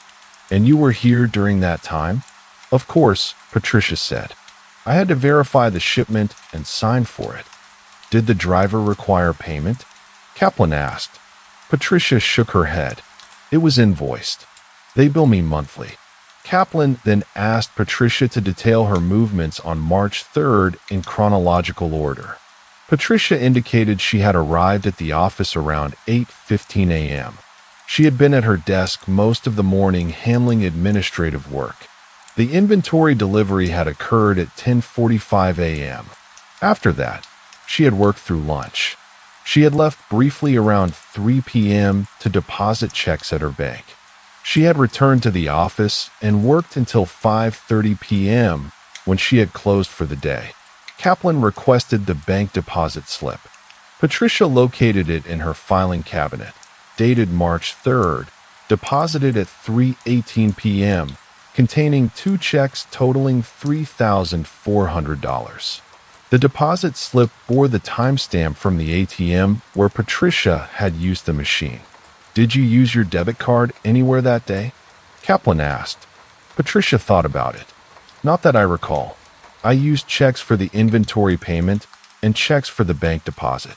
I may have made a lunch purchase, but I don't remember specifically. Let me check my statements. Patricia pulled up her bank account on her computer. She scrolled through the March 3rd transactions. She indicated the debit card transactions visible on the screen. The gas station, the harbor office supply, the grocery store, and the pharmacy. She looked at Kaplan with visible confusion. I didn't make those purchases, Patricia said. I was here. I didn't leave the office except to go to the bank. Are you certain? Kaplan pressed. Patricia nodded. Yes. I remember that day clearly because of the delivery. I was here the entire time. Kaplan photographed the bank statement showing the transactions. She then asked Patricia a critical question. Who had access to your debit card that day? Patricia's response came slowly. No one should have. It's always in my wallet, which is in my purse. My purse is usually with me or locked in the desk drawer. Who had access to your desk? Kaplan asked. Patricia listed 3 employees.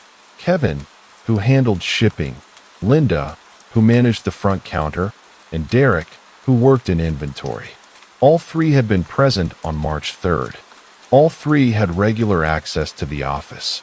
Kaplan requested their full names, hire dates, and contact information. Patricia provided them. Did any of these employees leave the office on March 3rd? Kaplan asked. Patricia reviewed her memory. Kevin usually takes his lunch break around noon. Linda takes hers around 1 p.m. Derek typically eats at his desk. But that day, with the inventory delivery, things were disrupted. I don't remember specifically. Kaplan requested security camera footage from Patricia's office. Patricia indicated that she did not maintain interior cameras, only the one outside the storage room door. The exterior camera had been installed in response to the fraud discovery. Kaplan then asked about the inventory delivery itself. "Did you examine the delivery carefully?" "I checked the packing slip against the order," Patricia said. "Standard procedure. Everything matched." "Did you notice anything unusual about the driver?" Kaplan asked. Patricia paused. "Not particularly. He was professional. He had the company uniform. The delivery truck was marked with the Richardson logo." Kaplan made another note.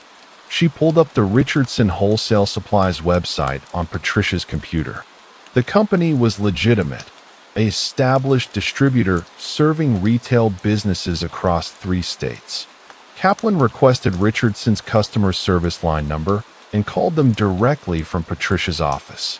A representative answered and confirmed that Patricia's business was indeed a customer with regular monthly deliveries. Kaplan asked about the March 3rd delivery specifically. The representative checked the records and indicated that the delivery had been completed as scheduled. The driver listed was named Marcus Hamilton. Kaplan requested Hamilton's personnel information, but was informed that individual driver details were confidential unless obtained through formal legal process. Kaplan submitted a subpoena to Richardson Wholesale Supplies requesting all information related to Marcus Hamilton and the March 3rd delivery to Patricia's business. While awaiting the response, she conducted interviews with the 3 employees. Kevin, the shipping manager, was in his mid-30s. Kaplan conducted the interview in a separate room off the main office. Kevin indicated that he had taken his lunch break on March 3rd around 12:30 p.m., returning by 1:15 p.m. He had no recollection of Patricia's debit card being discussed or of any unusual activity. Kaplan asked if he had ever met Rothschild or Westbrook. Kevin said no to both names. Linda, the front counter employee, was in her early 20s. She reported working her usual shift on March 3rd and taking her lunch break at approximately 1 p.m. She had returned by 1:45 p.m. She also denied any knowledge of Patricia's card or unusual activity. When shown the photograph from the gas station, she indicated she did not recognize the man. Derek, the inventory worker, was in his late 20s. He reported being in the warehouse portion of the business for most of March 3rd, managing the incoming delivery and organizing new stock. He had remained on site during his usual lunchtime. When Kaplan showed him the photographs, he examined them carefully. "That could be someone I've seen," Derek said, pointing to the gas station image. "But I'm not sure. Where was this taken?" "A gas station downtown," Kaplan replied. "Do you recognize him from another location?" "Maybe," Derek said slowly. "I think he might have been here at some point, but I can't remember when exactly. We get a lot of people coming through, vendors, delivery drivers, contractors." Kaplan pressed further. "Has he been here in the past few weeks?" Derek thought about it. "I don't think so. Maybe weeks ago. I really can't be certain." Richardson Wholesale Supplies responded to the subpoena on April 7th with driver and delivery information.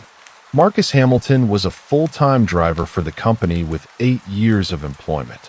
His background check, obtained annually as part of the company's insurance requirements, contained no criminal history. His delivery record showed he had been assigned to Patricia's route for the previous 6 months and had maintained a clean delivery history.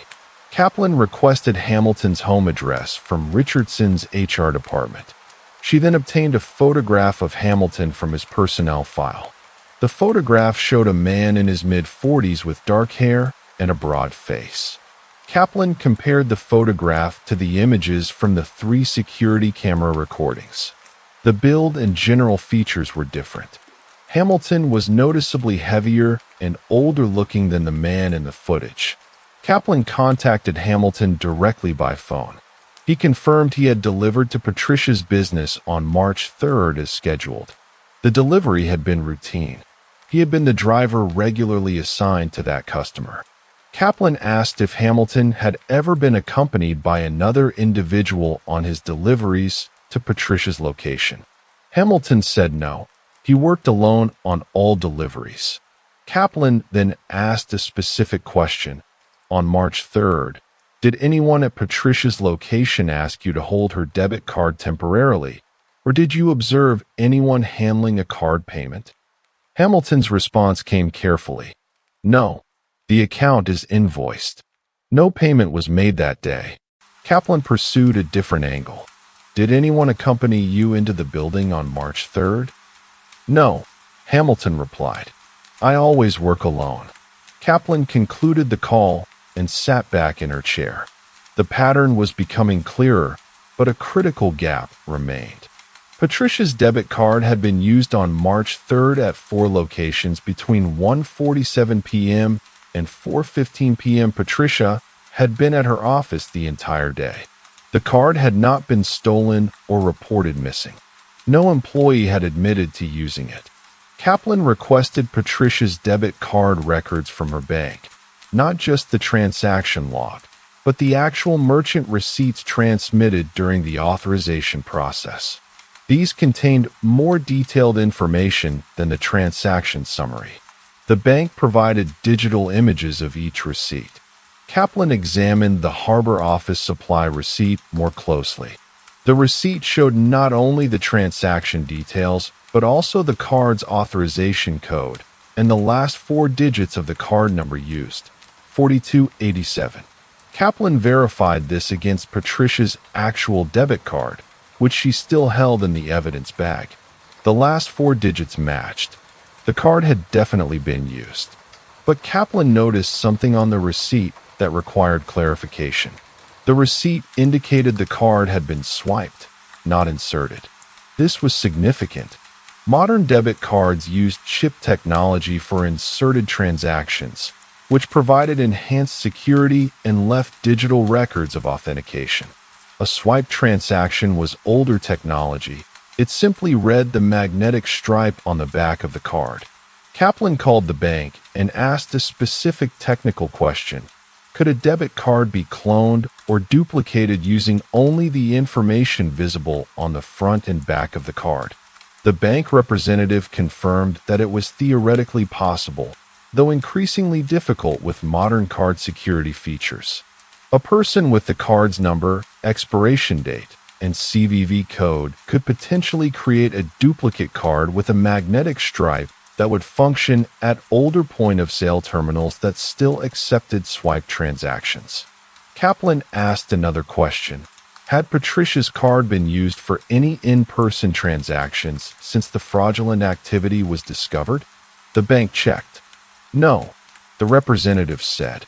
The last transaction was April 2nd when the account was frozen.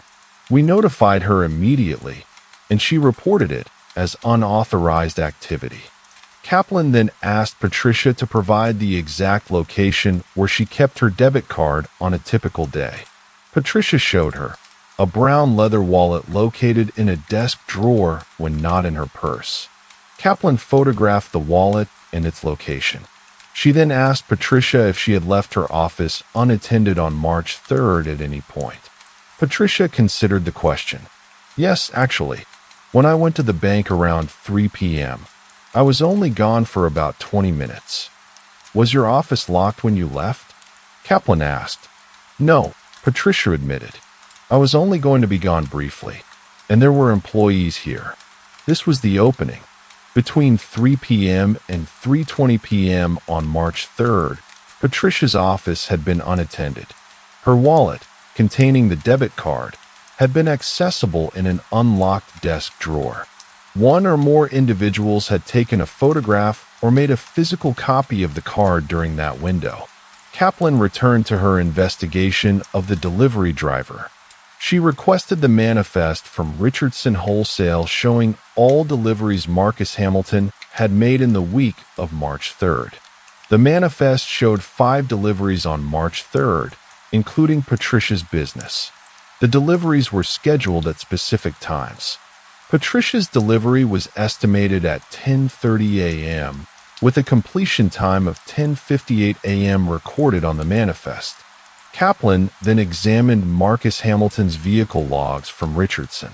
The company maintained GPS tracking on all delivery vehicles for routing and efficiency purposes.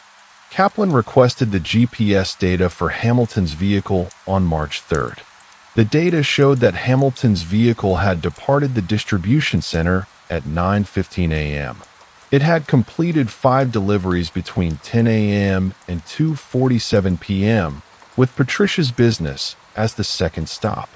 The vehicle had arrived at Patricia's location at 10:43 a.m. and departed at 11:08 a.m. After the delivery sequence was complete, the vehicle had returned to the distribution center, arriving at 3:02 p.m. This timeline did not align with the debit card transactions. The card had been used at 1:47 p.m., 2:51 p.m., 3:22 p.m., and 4:15 p.m. Hamilton's vehicle had been engaged in deliveries during all of those times and could not have been at any of the transaction locations.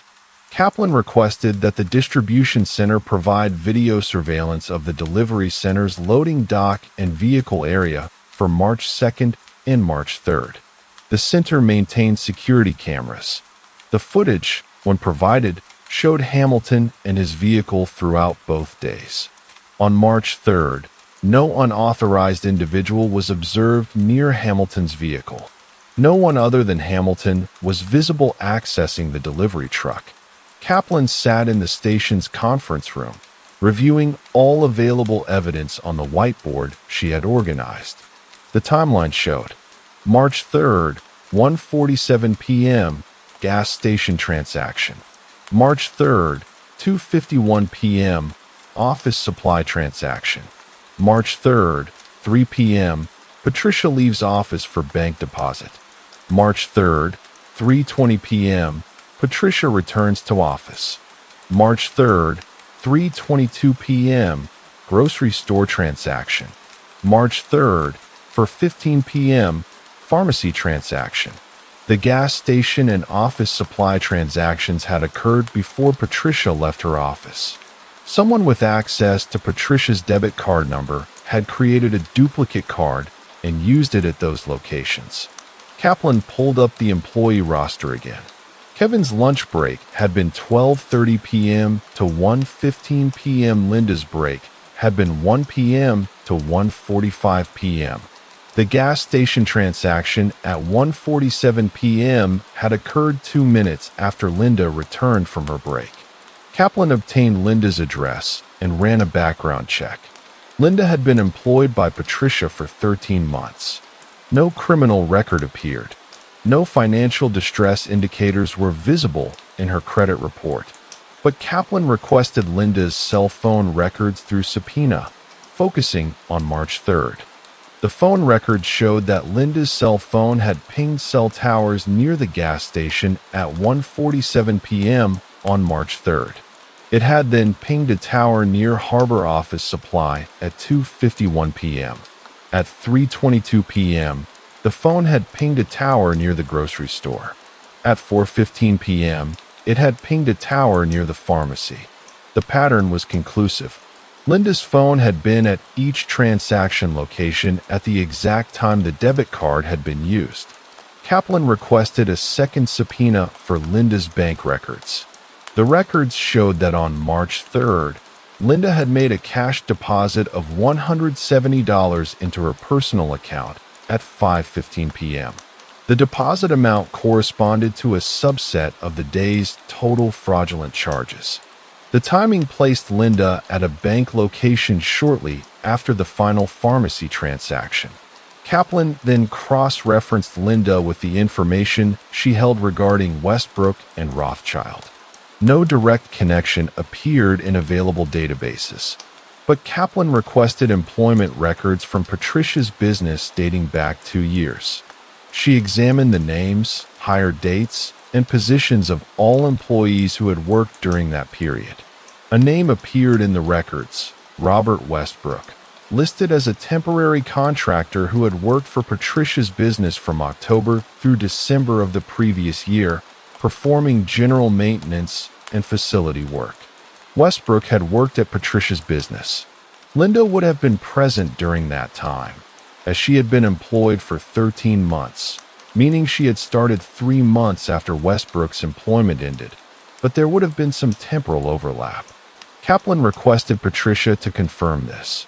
Patricia consulted her old employment records and confirmed that Westbrook had indeed been a contractor at the business, hired to perform renovation and cleaning work. She indicated that the work had been completed by December. She had no subsequent contact with Westbrook after his employment ended. The connection was established. Westbrook, during his time at Patricia's business, had likely observed Patricia's daily routines and the location of her wallet. He had possibly obtained the debit card information during that period or had made a duplicate card from visual observation. He had then recruited Linda, whom he may have known from that period, to execute the fraudulent transactions using a cloned card on March 3rd. But Kaplan remained uncertain about Rothschild's precise role in the conspiracy. The evidence suggested he had orchestrated the initial contact and provided legitimacy as a contractor. Whether he was aware of the full scope of the fraud remained unanswered. Kaplan sat at her desk in the station on April 8th, surrounded by printouts and digital files organized into 3 stacks. The first stack contained evidence related to Rothschild. The second held documentation of Westbrook's movements and activities. The third consisted of Linda's phone records, bank transactions, and employment history. She had been reviewing the materials for approximately 2 hours when she decided to pull one more document, something she had obtained weeks earlier but had not yet examined in detail. It was the delivery manifest from Richardson Wholesale for the week of February 24th through March 3rd. Specifically, she wanted to verify the name of the driver assigned to Patricia's route during the weeks prior to March 3rd, when Westbrook might have still been in contact with Linda at the business. The manifest showed delivery assignments by date. Kaplan traced through the entries. Marcus Hamilton had been assigned to Patricia's route consistently throughout February and into early March. But a notation appeared in the manifest for February 28th. Route reassignment. Temporary coverage. Kaplan requested the full delivery records for that date. The records indicated that Marcus Hamilton had been unavailable on February 28th due to vehicle maintenance. A substitute driver had been assigned. David Rothschild, contract driver. Kaplan's eyes remained on that entry. She photographed it and then sat back in her chair. The connection crystallized in her mind with the clarity of a tumbler lock falling into place.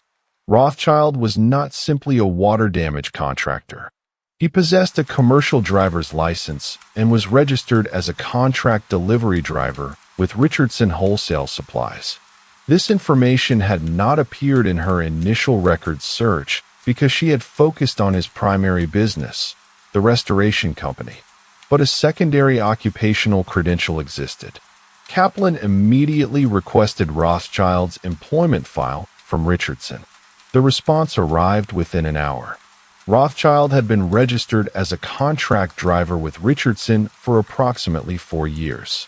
He accepted assignments on an as-needed basis when regular drivers were unavailable or when deliveries required experienced personnel.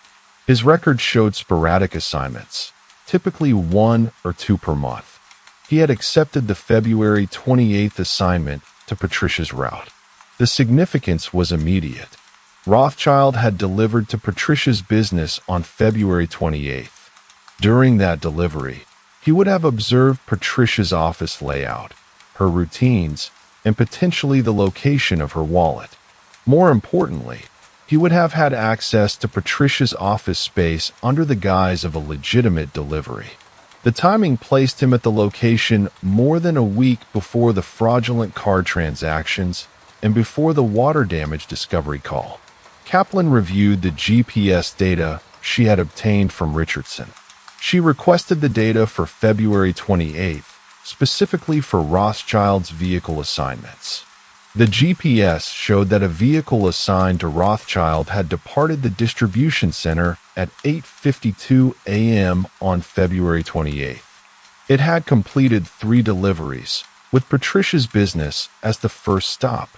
The vehicle had arrived at Patricia's location at 9:23 a.m. and departed at 9:57 a.m. Kaplan then pulled the security footage from Patricia's business exterior camera, which had been installed after the fraud discovery. But Patricia mentioned that the camera was relatively new, installed in late March. However, Patricia had indicated that the storage room had a camera viewing the area outside the storage door. Kaplan requested footage from that camera for the week of February 28th. The camera footage existed and had been preserved. Kaplan reviewed it for February 28th. At 9:35 a.m., a man in a delivery uniform appeared on the screen, carrying a package into the building. The quality was grainy, but the frame showed the man's face in profile. Kaplan compared it to Rothschild's driver's license photograph. The match was consistent. The delivery on February 28th had provided Rothschild with direct access to Patricia's office during a period when she would have been occupied with the delivery verification process. During that time, he could have accessed her wallet, examined her debit card, and either photographed it or memorized the numbers. Kaplan then reviewed the phone records for all 3 suspects with a new focus. She examined communications between Rothschild and Westbrook for the period following February 28th. The records showed that Rothschild had called Westbrook on March 1st at 4:18 p.m., initiating the communication sequence that had previously appeared disconnected. The call had lasted 11 minutes. On March 2nd, Westbrook had called Rothschild at 9:22 a.m. and again at 1:15 p.m. These were the calls that had appeared on Rothschild's phone record earlier, but that Kaplan had not yet understood the context for. The March 2nd morning call lasted 5 minutes. The afternoon call lasted 3 minutes. On March 3rd, Westbrook had texted Rothschild at 9:15 a.m., the message that had prompted Rothschild's departure from his warehouse at 9:47 a.m. On the same date, Westbrook had called an unknown number at 3:58 p.m. from his cell phone, a call lasting 14 seconds. Kaplan obtained the records for that unknown number. It was registered to Linda's personal cell phone. The timeline, once properly assembled, revealed the operational sequence. February 28th at 9:35 a.m., Rothschild delivers to Patricia's business as a contract driver, obtaining visual access to her office and debit card. March 1st at 4:18 p.m., Rothschild calls Westbrook, discussing the reconnaissance findings and the plan to proceed with fraud. March 2nd at 9:22 a.m. and 1:15 p.m., Westbrook calls Rothschild twice, likely coordinating final details. March 3rd at 9:15 a.m., Westbrook texts Rothschild with the signal to initiate the scheme. March 3rd at 1:47 p.m., Linda, in possession of a cloned debit card created by Westbrook, begins fraudulent transactions. March 3rd at 3:58 p.m., Westbrook calls Linda, likely confirming the successful completion of the transaction sequence. Kaplan then turned her attention to motive. She had previously questioned why Rothschild would participate in a fraud scheme that required him to fabricate invoices and endure investigation. The answer lay in his financial records. Kaplan pulled Rothschild's tax returns for the preceding 2 years. The restoration company's income had declined year over year. His most recent return showed a net loss for the fiscal year, a loss of approximately $8,400. The water damage restoration market was competitive. New contractors with lower overhead and digital marketing had captured market share from established operators like Rothschild. But Rothschild's motivation extended beyond simple debt. Kaplan obtained information regarding Rothschild's personal financial obligations. He had a mortgage on his warehouse space, a vehicle loan, and credit card debt totaling approximately $45,000. The delivery contract work provided supplementary income, but it was irregular and insufficient to address the growing debt. Westbrook's situation was different. Kaplan reviewed his financial history and employment records. He had been laid off from a manufacturing position in January, approximately 1 month before he had begun his contract work at Patricia's business. He had accepted the temporary maintenance position as a way to generate income while seeking permanent employment. But the position had ended in December, nearly 4 months of unemployment. By March, Westbrook's savings had been depleted to approximately $8,700. His rent was due. His utilities were unpaid. The $2,400 cash withdrawal Rothschild had made on March 10th represented Westbrook's share of the proceeds, the portion allocated to him for his role in executing the fraud. Linda's motive was simpler. She had been employed as a part-time front counter worker, earning $15 per hour. Her monthly income was approximately $1,800. She had student loan debt of $34,000 and was living alone. The promise of $1,800 in cash for a single day of fraudulent transactions, split between her and Westbrook, represented a significant financial incentive. Her share had been approximately $900, derived from the deposit she had made into her account at 5:15 p.m. on March 3rd. Kaplan reviewed the evidence one final time, tracing the logic. The debit card cloning required either access to the physical card or knowledge of its number, expiration date, and CVV code. Rothschild had gained access during the February 28th delivery. He had communicated this information to Westbrook through phone calls on March 1st and 2nd. Westbrook had then created a duplicate card using the purchased cardstock and materials, likely with technical assistance from an associate or through online resources. Westbrook had recruited Linda, whom he likely knew from his prior work at Patricia's business, to execute the transactions using the cloned card on March 3rd. Rothschild had used the information to contact Patricia directly, presenting himself as a legitimate contractor responding to her need for water damage repair. The initial contact had been legitimate. Rothschild had indeed been a qualified contractor. But the subsequent orchestration of fraudulent invoices had been designed to generate additional payment beyond the initial $1,200 consultation fee. The scheme had unraveled when Patricia had discovered the phantom invoices and contacted authorities. Rothschild had immediately pivoted, documenting his own discovery of the fraud in his logbook to establish his appearance of victimhood. He had anticipated that Linda would accept responsibility for the debit card transactions, protecting Rothschild and Westbrook from direct association with the fraud. But Linda's phone records had established her presence at each transaction location. Her bank deposit had provided tangible evidence of her receipt of proceeds, and the GPS data from Richardson's delivery tracking system had placed Rothschild at Patricia's business on February 28th, establishing his opportunity to observe and potentially compromise the debit card. Kaplan composed a supplementary report detailing the connections. She documented the February 28th delivery assignment, the GPS verification, the phone communication timeline, and the financial motivations of all 3 suspects.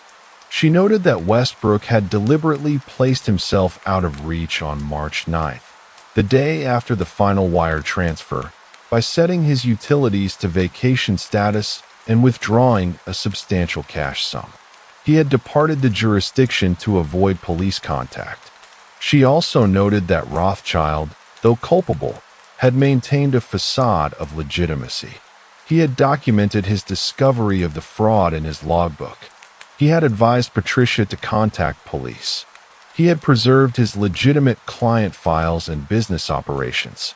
The evidence suggested he had viewed the fraud as a one-time financial solution rather than a systematic criminal enterprise. As Kaplan finished typing the report at 4:47 p.m., she understood the architecture of the scheme. It had been simple, almost elegant. Rothschild had needed money and had possessed the legitimate business credentials to approach Patricia without suspicion. Westbrook had possessed the technical knowledge and desperation to execute the operational components. Linda had possessed access to Patricia's card information and the willingness to participate in the fraudulent transactions. The water damage had been deliberately created by Westbrook to establish the pretext for Rothschild's involvement. The copper pipe had been severed days before Patricia discovered the leak. The fraudulent invoices had been generated using materials purchased specifically for that purpose. The wire transfers and cash withdrawals had been carefully timed to obscure the flow of funds through multiple intermediary accounts. But every criminal scheme left evidence. And in this case, the evidence had accumulated gradually. Phone records, GPS data, financial transactions, employment histories, delivery manifests. The final connection had been the one mundane fact she had almost overlooked: Rothschild's secondary registration as a contract delivery driver, which had placed him at Patricia's location on the specific date when access to her debit card information would have been possible. Kaplan submitted her report to the district attorney's office and filed the case for prosecution. The investigation was complete. The remaining work, the interviews, the arrests, the legal proceedings, would be conducted by others. She documented her findings in the case file and closed the folder. The station around her was quiet. The fluorescent lights hummed. The clock on the wall showed 5:03 p.m. Kaplan stood, gathered her materials, and prepared to leave for the day. The case would not resolve itself through dramatic confrontation or confession. It would resolve through the systematic presentation of documented facts to a judge who would weigh the evidence and render judgment. The truth of the matter was already established in the paper trail. The overlapping timelines, the matching financial transfers, the convergence of motive and opportunity. Nothing remained but the formal procedures of the criminal justice system.